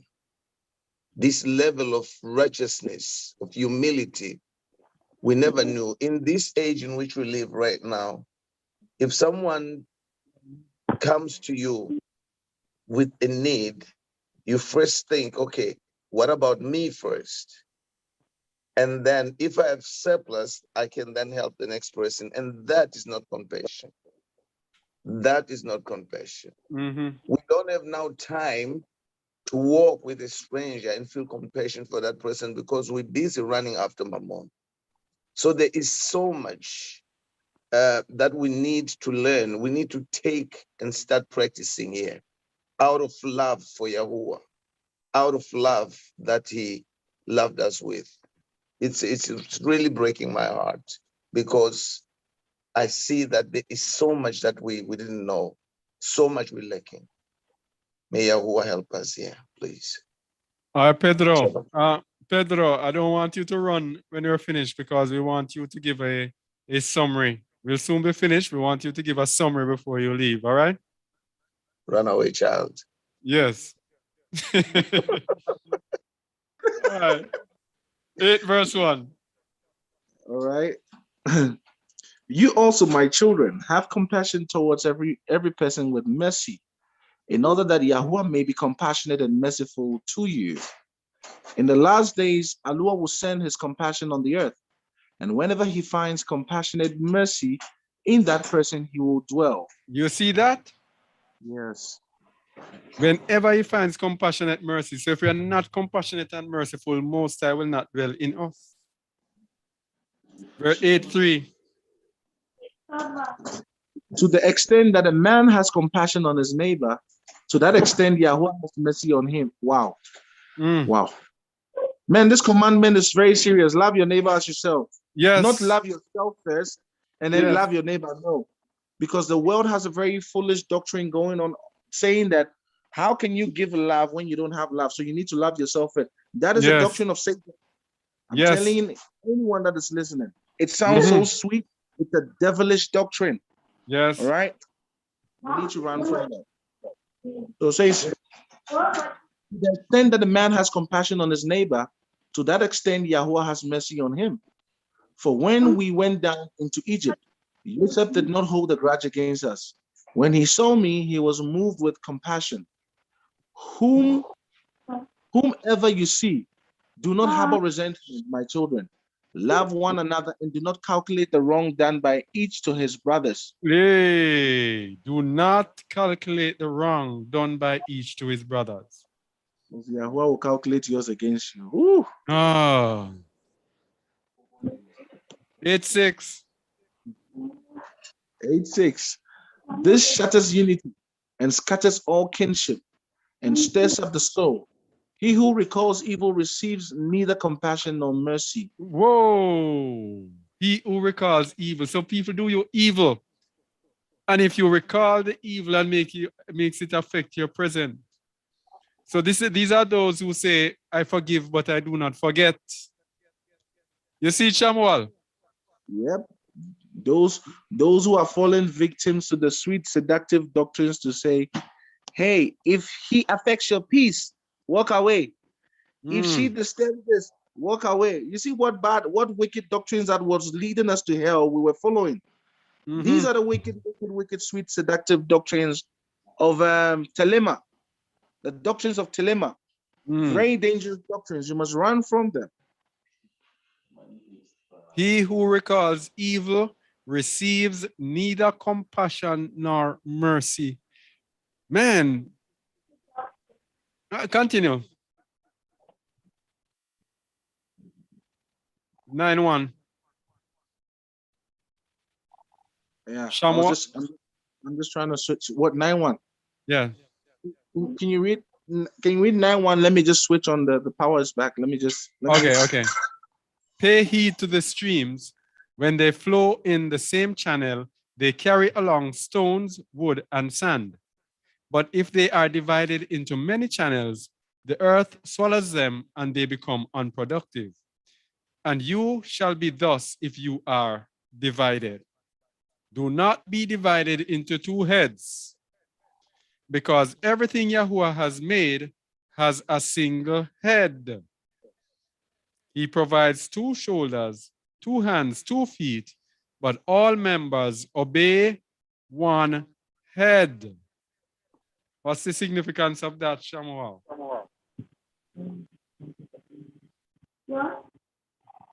Oh, you're not yet ready. So that is the end. Do not be divided into two heads, because everything Yahuwah has made has a single head. All right. So this is why these are the denominational type of things for us today. Broken up into different denominations led by different people. Do not be divided into two heads. Everything Yahuwah has made has a single head. But it provides two shoulders, two hands, 2 feet, but all members obey one head. And that is how we end today. What a serious, revealing study this was today. Don't know how it was for you, but I'm gonna make El Pedro do the summary before he runs away. Before even I do the summary. Go ahead, El Pedro. El Pedro is actually crying. Yeah, because I could say about me, I'm lagging far behind. What I've learned today is actually bringing me down to zero. I have to do introspection, because all the things that we suffer in this journey, we tend to want to blame the person that caused us the hurt. And this has been happening quite often. But with this level of understanding, with this level of righteousness, it brings a bigger question to us. Who are we? We do introspection. Who are we here in the kingdom of Yahuwah? How are we going to enter into the kingdom of Yahuwah without this level of righteousness? We therefore need to exert ourselves, work very hard, deny ourselves, and try so hard to remember this level of righteousness.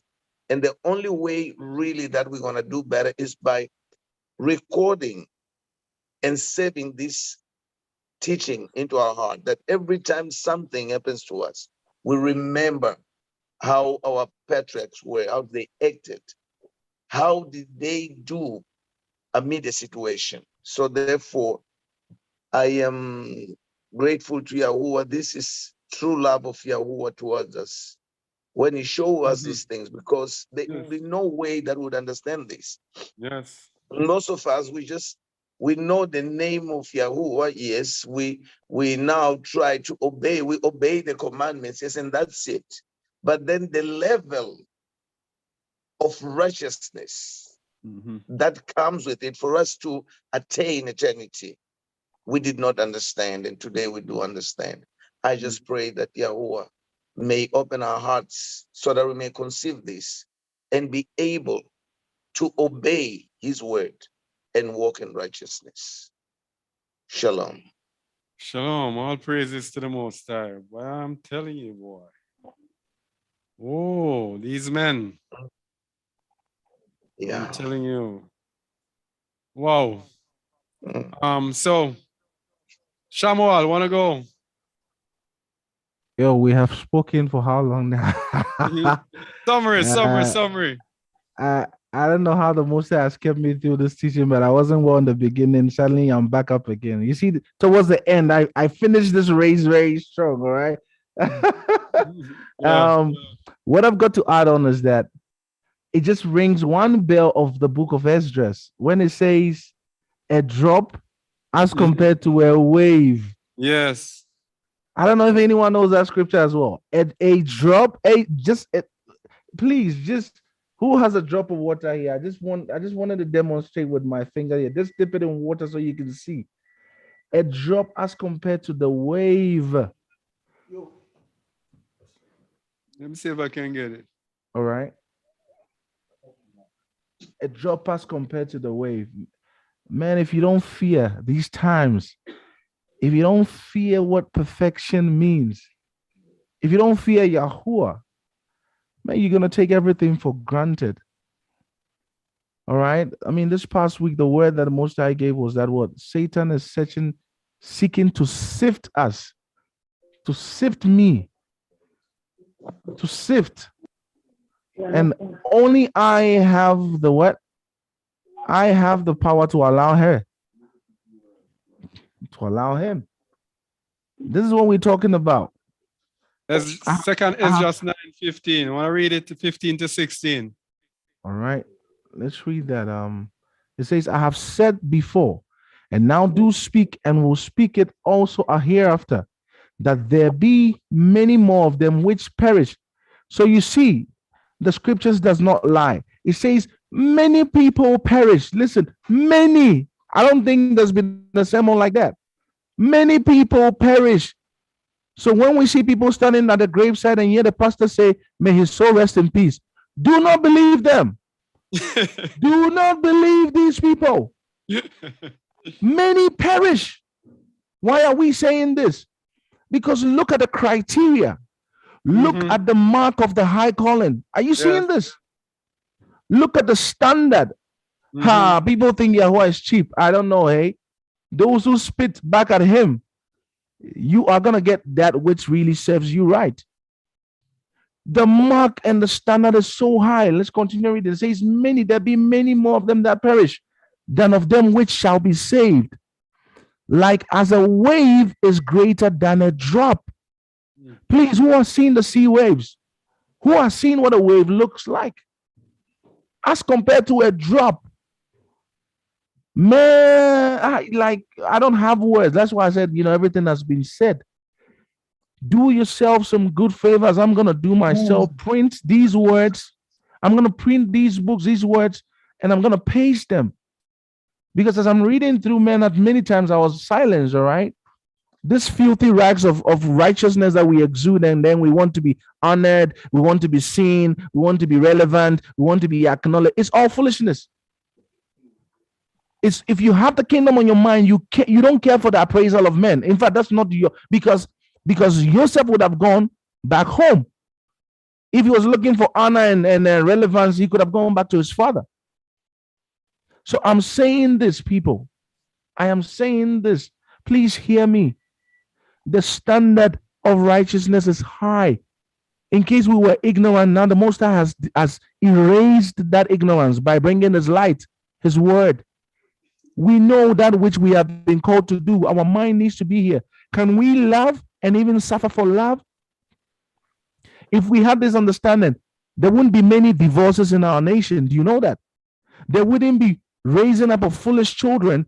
There wouldn't be all these recklessness of men who are just out there lusting after women, seduction, and all these foolish things that society has brought. If we understood what this mark of the high calling is, man, we would be transformed. I tell you, no man would glory even in their good, their supposed good. I press towards the mark of the prize of the high calling of Alua in Yahushua HaMashiach. And this is what I'm going to leave you as well. Let this be your ambition. Forget about any other idea the world has sown to you as purpose. This is the ultimate purpose. There is no other purpose. We are pilgrims passing through this earth. All right. We fell from a certain level of dispensation where we were in glory. We were in the likeness of Yahuwah. We were spirit man. We fell and we came here. And so the Most High says, ye are not of this world.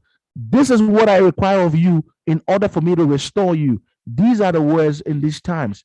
As we prepare our hearts and our minds, please, in all humility, if you've offended anyone, even those that have offended you, pick up the phone and call them. Pick up the phone and call them. You be the first to say sorry. You be the first. All right? So I am encouraging everybody. I'm speaking to my brothers, my family. That's what I'm doing. My sisters. Please, if you know how much you have been forgiven of, then you will do likewise and forgive many of all their transgressions as well. I pray the Most High keep you and barak you. Shalom until the next time we adjourn again. All right, I'm going to strive to afterwards to get this testament of the patriarchs, to get this on the download page of justaword.org so we can all download it and have it for ourselves. All right. Right. So, man, I'm telling you, man, this is something else. We've read it before, but the way the Most High has put them together today really has struck me, because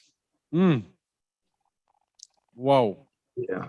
The Most High has been, for the past few months, I think, weeks, I should say, he has been giving us things of sanctification. He's preparing us. All right?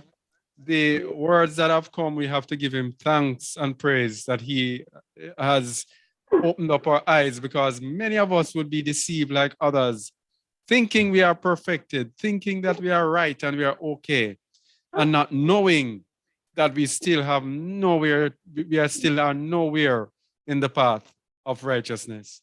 And so we would be deceived, waiting on Hamashiach, only to be counted among the transgressors. So we have to give thanks and praise to the Most High for opening up our hearts to these today, to let us understand his way and what he expects of us, and what perfection really entails.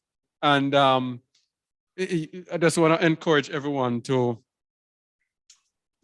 check out the Rising with Truth morning show with yours truly on Just a Word Radio, because that is where a lot of things are revealed between 8 a.m. Eastern to 1 p.m. Eastern. And, justawordradio.com. Yeah, some of the things here, that some of the things are revealed there are not revealed here. So the Most High has us on a path. And when you look at the videos along the path, we see no sanctification, perfection. And that is what it's all about. Love, compassion, and mercy being brought out today as counteractions for the works of the flesh, because no one who does the works of the flesh shall enter the kingdom. And these books that they have left out, I'm telling you, I also have to upload the Psalms of Solomon as well. That is a gem, the Psalms of Solomon. We have to look at that one as well. These books are what were taken away from us. But the Most High told Daniel to shut up the books until the end, because he knew that in the end he would be releasing these books, and then that is when his people will be awakened. Okay? So this is something that will take some some digesting. Let's see the words. They're so small. Bro, while she's saying this, I mean, there's one thing that continues to come to me. I may have mentioned it a few weeks ago about us being prepared. All right, there is something coming, and the Most High does not prepare his people for no reason. Yes. There is something big and bad coming. Yes. And I assure you, if you take any of these messages for granted, you will live to say, oh my goodness, had I known, if only I would have taken just an ounce of what they said. The preparedness means that this is life, but death is coming. All right. I'm interpreting it just as it is. Something tragic is happening, and it will be tragic for those that are not aligned in the will or to the will of the Most High. So there's a reason why all of us are here right now hearing this.